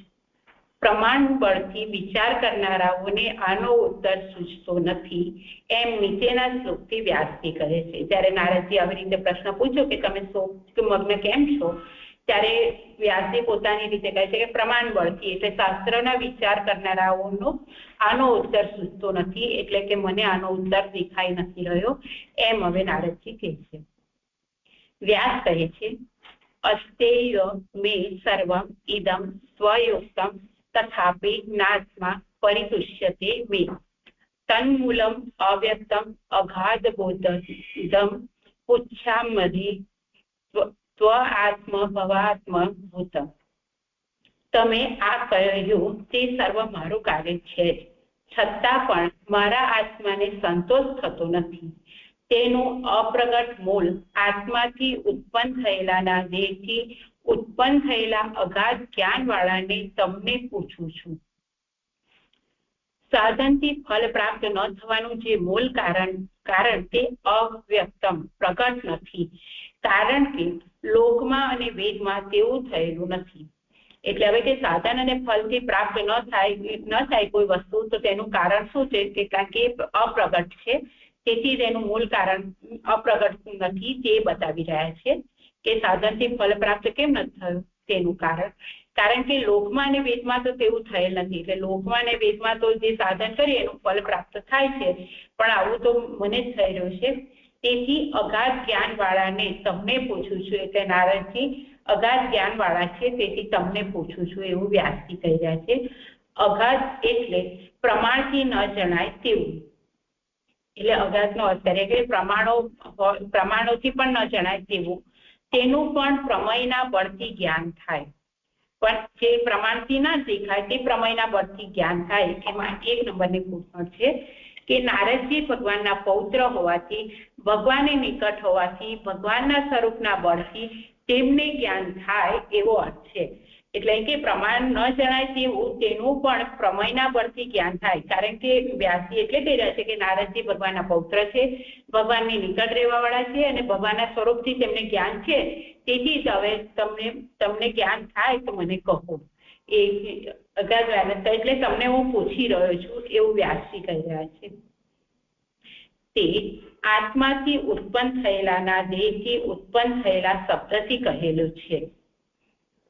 એટલે આગળ કઈ રીતે કરી છે, આત્મા નારાયણ તેમનાથી બ્રહ્મા ઉત્પન્ન થયા, તે બ્રહ્માના આત્મનો દેહથી જન્મેલા નારદને પૂછું છું. એટલે અહીંયા જે કહી રહ્યા છે કે આત્માથી ઉત્પન્ન થયેલા, દેહથી ઉત્પન્ન થયેલા ને એ કહી જાય એમાં કે છે કે નારાયણ છે, નારાયણથી બ્રહ્માજી ઉત્પન્ન થયા છે, ને બ્રહ્માજીના દેહથી તમે જન્મેલા છો નારદજી. એટલે હું નારદજી હું તમને પૂછું છું. અથવા આત્મભવ એ સંબોધન લેવું, હે ભગવાનના અવતાર, બ્રહ્મ જાણનાર બ્રહ્મ જ થાય છે એ શ્રુતિ પ્રમાણે આત્માને જાણનાર નારદ ભગવાન જ થયા. અહીં બીજો અર્થ કરે છે કે આત્મભવ સંબોધન લેવું, તો કે જે ભગવાનના અવતાર છે નારદજી, અને બ્રહ્મ જાણનાર બ્રહ્મ જ થાય છે એ શ્રુતિ પ્રમાણે આત્માને જાણનાર નારદ ભગવાન જ થયા. એટલે હવે તમે ભગવાન રૂપ જ છો, એટલે મને અને કહો. અથવા સાધન વિના ફળનો સંબંધ થવાનું અથવા વિષ્ણુના પ્રાણીઓ દેવોએ પૂજેલા છે એ વાક્ય પ્રમાણે ભગવાનના સેવક હોવાનું સૂચવેલું છે. એમાં સંબંધમાં 2 નંબરની ફૂટનોટ છે. સાધન ન હોવા છતાં ભગવાન સાથે એકતાની પ્રાપ્તિ થવાનું એવો અર્થ છે. એટલે સાધન વિના, એટલે સાધન કોઈ કર્યા ના પણ ફળનો સંબંધ થવાનું, એટલે સાધન ના કર્યા હોય પણ ભગવાન સાથે એકતાન થયેલું હોય, એકતાની પ્રાપ્તિ થયેલી હોય તો પણ ફળ પ્રાપ્ત થાય એ થાય થવાનું. અથવા વિષ્ણુના પ્રાણીઓ દેવોએ પૂજેલા છે એ વાક્ય પ્રમાણે ભગવાનના સેવક હોવાનું સૂચવેલું છે. એટલે નારદજી ભગવાનના સેવક છે, તેથી જ હું તમને પૂછું છું એવું કહી રહ્યા છે. પણ જે આ એક શ્રુતિ નથી સમજાતી કે વિષ્ણુના પ્રાણીઓ દેવોએ પૂજેલા છે, એ પ્રાણીઓ સંબંધ શું? કોઈને કરવું હોય સમાધાન વિષ્ણુના પ્રાણીઓ દેવોએ પૂજેલા છે. વિષ્ણુના પ્રાણીઓ દેવો દ્વારા નારદજી પૂજેલા છે.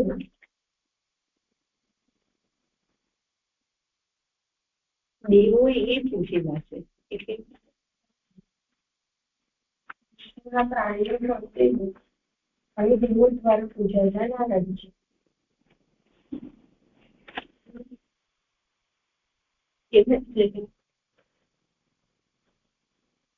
સેવક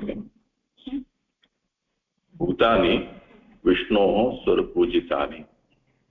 વિષ્ણોઃ ભૂતાની સુરપૂજિતાની. વિષ્ણુના જે ભૂતો એટલે સેવકો એ દેવતાઓથી પણ પૂજ્ય છે.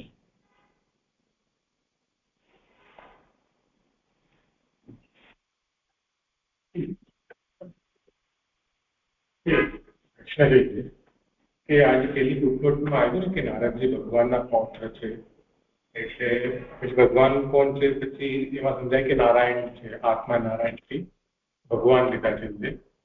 પછી એ ડેફિનેશન લઈ તો જે પૂર્વના શ્લોકમાં પછી જે લાલનજીનો જે પ્રશ્ન હતો ને કે ભગવાનને પણ દરેક કાર્ય કરવાની જરૂર રહે છે, તમારે તો તે પણ નથી.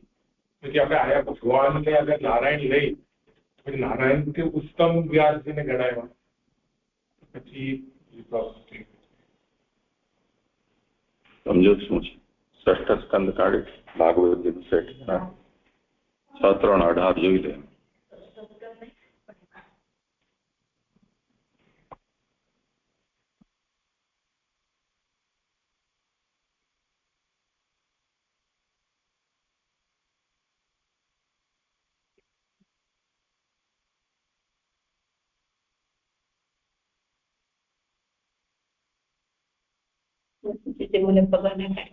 આખો અહીંયા રાખી દે સેટ.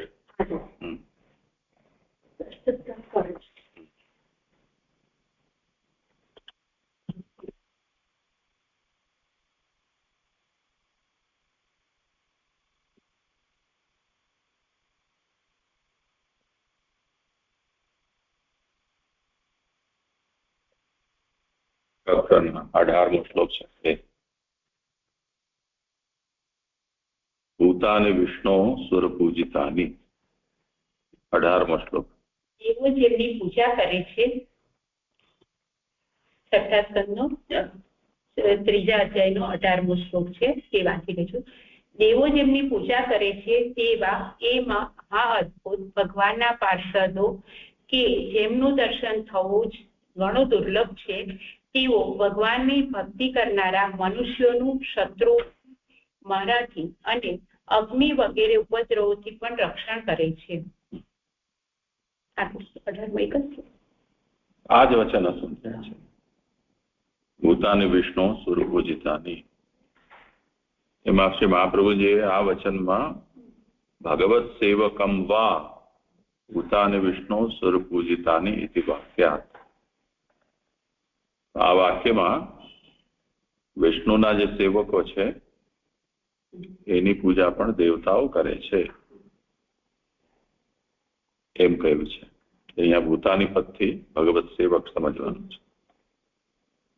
તમે શું કહો છો? ફરી પહેલી ફૂટનોટ આવી એમાં નારદજીને ભગવાનના પૌત્ર હોવાથી, એટલે પછી મૂળ શ્લોકમાં ભગવાન એટલે આત્મા નારાયણ એમ સમજાય છે. અને બીજી બધી પૂર્વના શ્લોકમાં આપણે જોઈએ કે ત્રીજા શ્લોકમાં એવું આવ્યું પ્રશંસા જયારે કરે છે કે ભગવાનને પણ દરેક કાર્ય કરવાની જરૂર રહે છે, તમારે તો તે પણ નથી એમ. તો ભગવાનને બધું કરવું પડે, તમારે એવું નથી. તો ભગવાનથી ઉત્તમ પછી વ્યાસજી જણાય છે. પછી એવું લાગે કાર્યની દ્રષ્ટિથી કાર્ય એવું ઉત્તમ કર્યું છે કે ભગવાનને જુદું જુદું કરવું પડ્યું છે અને તમે એકમાં જ બધું કરી દીધું છે.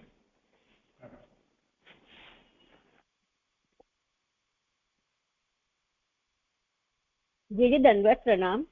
122માં પાનાની છેલ્લી સેકન્ડ લાસ્ટ લાઈન છે ને, કે અથવા સાધન વિના ફળનો સંબંધ થયાનું, એમાં કહે છે કે સાધન ન હોવા છતાં ભગવાન સાથે એકતાની પ્રાપ્તિ થયાનું. એટલે નારદજી માટે કહે છે ને કે નારદજીએ સાધન નથી કર્યા તો પણ થઈને ભગવાનની એકતા પ્રાપ્ત થઈ એવું ફળ છે. એવી જ વાત છે કે તે બીજું છે? જે દંડવત પ્રણામ. એ જ વાત છે કે નારદજી જેમની સાથે ભગવાન સાથે એમનો સંબંધ છે, એના કારણે જેમની દેવો પણ પૂજા કરી રહ્યા છે, એમની એટલી બધી નિકટતા છે એકતાની ભગવાન સાથે, નારદજી માટે જ કહ્યું છે.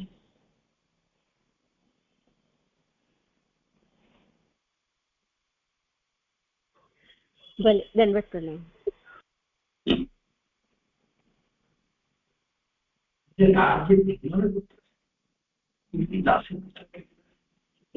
પૂર્વ જન્મનું કહ્યું.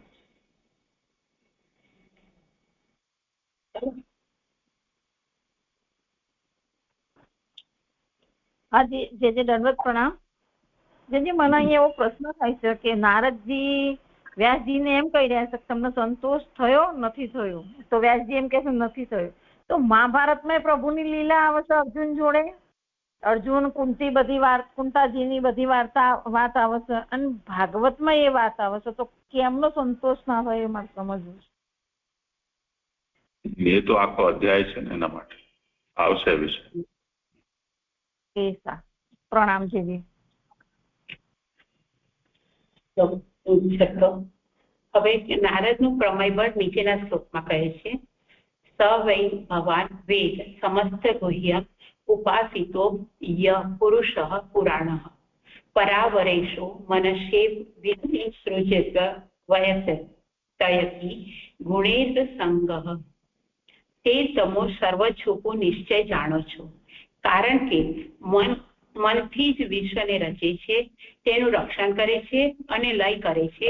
તે ગુણોના સંગ વિનાના ઉત્તમ અને હલકા સર્વના ઈશ્વર પુરાણ પુરુષની તમે ઉપાસના કરેલી છે. સર્વછુપું તમે જાણો છો, અથવા વેદનું સર્વછુપું તમે જાણો છો. હવે વ્યાસજી નારદજીને કહી રહ્યા છે કે તમે કેવા છો એ કહી રહ્યા છે. બંનેનું કારણ કે તમે પુરાણ પુરુષની ઉપાસના કરી છે. કે આ સર્વછુપું જાણવાનું કારણ શું છે? કારણ કે તમે પુરાણ પુરુષની ઉપાસના કરી છે. ઉત્તમપણું જણાવવા પુરાણપણું કહેલું છે. તેથી કાળ વગેરેની દરકાર ન રાખનાર પુરુષોત્તમની તમે સેવા કરી છે એમ કહેવાયું. એટલે કે પુરાણ પુરુષ કહેવાનું કારણ શું છે? કે કાળ વગેરેની દરકાર ન રાખનાર પુરુષોત્તમની તમે સેવા કરી છે. એમાં 1 નંબરની ફૂટનોટ એવું કહે છે કે આ વેદનું છૂપું જણાવનાર છે. એટલે તમે કોની કરી છે? તો પુરુષોત્તમ એટલે પરબ્રહ્મની તમે સેવા કરી છે એમ કહેવાયું. જેમની સેવા કરી તેમના સામર્થ્યથી સેવા કરનારમાં સામર્થ્ય આવે છે એમ કહેવા ઉત્તરાર્થી ભગવાનના ગુણો કહે છે.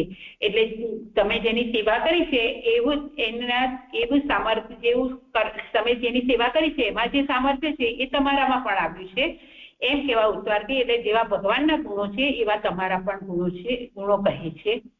તે સર્વના ઈશ્વર, સર્વ કરનાર, દોષ રહિત અને માત્ર ચિંતનથી જ કાર્ય કરનાર છે એવા ગુણો છે. ભગવાનના ગુણો કેવા છે? તો ભગવાન સર્વના ઈશ્વર છે, સર્વ કરનાર, દોષ રહિત અને માત્ર ચિંતનથી જ કાર્ય કરનાર છે. એટલે ખાલી એક માત્ર કાલની આપણે કહી છે કે એક ચેષ્ટાથી જ બધું કાર્ય થઈ જાય છે એવા ગુણો ભગવાનના છે, એવા તમારામાં પણ છે. એવું કરીને એમનું પ્રમેય બળ કહ્યું છે. પૂર્વજન્મની સમજવું નથી. છે આપણે જે વર્ણન આવ્યું છે કારણ કે પૂર્વ શ્લોકમાં તો એમ આવ્યું કે તમે અથવા સાધન વિનાના ફલનો સંબંધ, એટલે એમને કઈ સાધન કર્યું નથી પણ સીધો ફલનો સંબંધ છે. સાધન ન હોવા છતાં ભગવાન સાથે એકતાની પ્રાપ્તિ થયા. નારાયણે જે કીધું છે કે પુરુષોત્તમની સેવા એટલે પુરુષની ઉપાસના બધી કરી છે.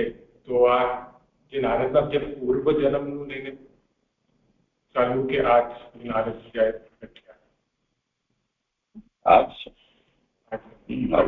પૂર્વમાં એમ આવે કે અથવા સાધન વિના ફલનો સંબંધ. એમાં એવું સમજાયું કે એમને સાધન નથી કર્યું પણ છતાં ભગવાનનો સંબંધ છે. એટલે એને તમે એમ કહી રહ્યા છો કે એ પૂર્વ જન્મનું છે એમ? નહીં, આજે આવ્યું છે ને કે પુરુષોત્તમની સેવા એટલે પુરુષની ઉપાસના જે કરી છે એ આ નારદજી જે આ જન્મમાં કે એમનો જે આપણે જો આવશે આગળ કે જે પૂર્વ જન્મમાં જે બાલક તરીકે હતા. નહીં સાધન વિના ફલનો સંબંધ એટલે એની આગળ જોડી રહ્યા કે બ્રહ્મ જાણનાર બ્રહ્મ જ થાય છે એ સંબંધમાં જોડી રહ્યા છે. એટલે કે તમે આત્માને જાણનાર છો એટલે તમે પણ ભગવાન જ છો એવું કહી. અને સાતમા હવે નારદમાં પોતાથી પણ એવી શક્તિ હોવાનું નીચેના શ્લોકથી કહે છે. એટલે નારદજીમાં કહે છે કે તમે પણ ભગવાન જેવી શક્તિ તમારામાં પણ છે. તે હવે કહે છે ત્વમ પર્યટનર્ક ઇવ ત્રિલોકીમ અંતરશ્ચરો વાયુરિવાત્મક સાક્ષી પરાવરે બ્રહ્મણી ધર્મતો વ્રતે સનાતસ્ય મે ન્યૂનમલમ વિચક્ષવ. તમે સૂર્યની પેઠે 3 લોકમાં ફરતા રહો છો. વાયુની પેઠે દેહમાં ફરનારા અંતકરણના સાક્ષી છો. પરબ્રહ્મ અને અવરબ્રહ્મમાં ધર્મથી અને વ્રતોથી નિષ્ણાત થયેલાની મારી ન્યૂનતાનો પૂરો વિચાર કરો. હવે કહી રહ્યા છે આગળ સુગોતી કે બહારના અને અંદરના સર્વનું જ્ઞાન છે. એટલે નારદજીને વ્યાસી કર્યા છે કે તમને બહારનું અને અંદરનું બંને રીતેનું સર્વ જ્ઞાન છે એમ જણાવવા સૂર્ય અને એટલે બહારના જ્ઞાન પ્રમાણે સૂર્ય અને વાયુના 2 દ્રષ્ટાંત થયા. એમાં અંદરનું દ્રષ્ટાંત વાયુના લઈ રહ્યા છે અને તે માટે જરૂરી પ્રકાર કહેલો છે. એમાં 1 નંબરની ફૂટનોટ રહી ગઈ કે નારદ પોતાથી એટલે ઉત્થાનિકામાં જે કીધું ને એમાં ભગવાનના અવતાર હોવાથી એવું પુરુષોત્તમજી કરે છે. અને અહીંયા નારદ ભગવાનના અવતાર નથી પણ આવેશી છે એવું નાનુલાલ કહી રહ્યા છે. અને અહીંયા આગળ જે બીજી તે માટે જરૂરી પ્રકાર કહેલો છે એમાં કહે છે કે વ્યાસને પોતાને ખેદ દૂર કરવા જેવું જ્ઞાન નારદમાં હોવાની જરૂર હોય તેવા પ્રકારનું જ્ઞાન નારદમાં છે એવો અર્થ છે. એટલે કે જે જરૂરી પ્રકાર કહેલો છે એટલે તમારે મારો ખેદ દૂર થાય તેવી પ્રકારનું જ્ઞાન તમારામાં છે તે મને કહો. ક્રિયાથી સર્વલોકમાં જવાનું થાય છે. યોગથી સર્વની અંદર પ્રવેશ અને જ્ઞાનથી સર્વના સાક્ષી થયા છે. એટલે ઉપર કર્યું ને સૂર્યની જેમ 3 લોકમાં ફરતા અને વાયુની પેઠે દેહમાં અને અંતરણની રીતે સાક્ષી થવાય છે. એવી રીતે 1.5 શ્લોકથી ભક્તિ વગેરેથી સર્વશક્તિ પ્રાપ્ત થયેલી હોવાનું જણાવી પોતાના સંદેહ સંબંધી ઉત્તરાર્થી પ્રશ્ન કરે છે. એટલે એમાં 3 નંબરની ફૂટનોટ છે કે 1.5 શ્લોક એટલે 6થો શ્લોક અને આ શ્લોકનો પૂર્વાર્ધ મળી 1.5 શ્લોક. એટલે ઉપર જે 6થો શ્લોક કીધો તે અને આનો પૂર્વાર્ધ એટલે તમે જે વાયુ તો પર્યટન ઇવ ત્રિલોકી અનંતશ્ચરો વાયુ રિવાત્મક સાક્ષી એ જે કીધું એ 1.5 શ્લોકથી એમનામાં ભક્તિ છે. ભક્તિ વગેરે સર્વશક્તિ પ્રાપ્ત થયેલી હોવાનું જણાવ્યું. એટલે તમારામાં ભક્તિ છે અને તમારામાં શક્તિ પણ છે તેથી મારો સંદેહ દૂર થાય તેવો પ્રશ્ન હવે કરી રહ્યા છે. વેદાંતમાં જણાવેલું પરબ્રહ્મ અને વેદ અવરબ્રહ્મ છે તેમાં અનુક્રમ પ્રમાણે યજ્ઞ વગેરે કરવાથી ધર્મથી પરબ્રહ્મમાં નિષ્ણાત થયેલા અને વેદમાં કહેલા વ્રતો વગેરેથી વેદમાં નિષ્ણાત થયેલા એવા બંનેમાં નિષ્ણાત થયેલાની મારી જે ન્યૂનતા હોય તેનો વિચાર કરો. એટલે કે જે હું પરબ્રહ્મમાં નિષ્ણાત છે અને વેદમાં કહેલા બધા વ્રતો વગેરે બધામાં પણ નિષ્ણાત છે.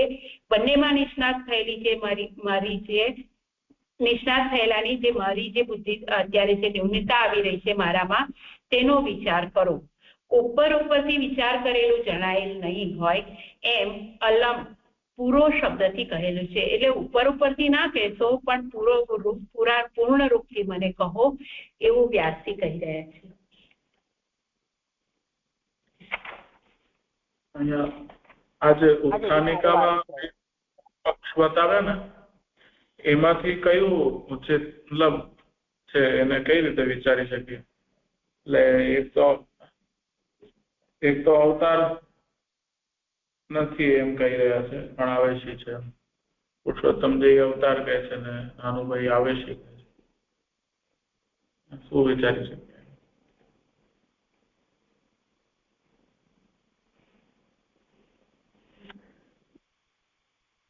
કોઈને સમાચાર વિચાર કરવું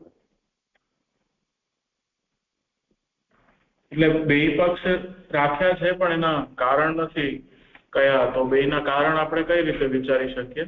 એ મારો એક્ઝેક્ટ પ્રશ્ન એ છે કે શું દૃષ્ટિમાં લઈને પુરુષોત્તમજી અવતાર કહે છે ને નાનુભાઈ એને આવેશી કહે છે. આવેશ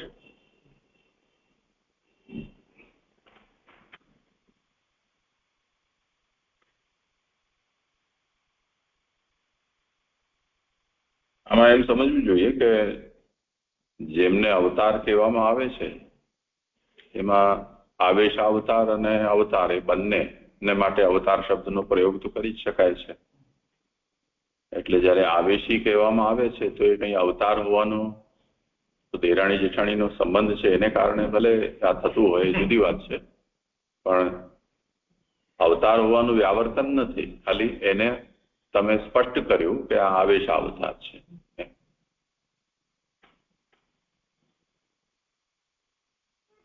એટલે વિશેષ સ્પષ્ટતા, બીજું કઈ નથી. સમજાય? થઈ ગયો તમારે?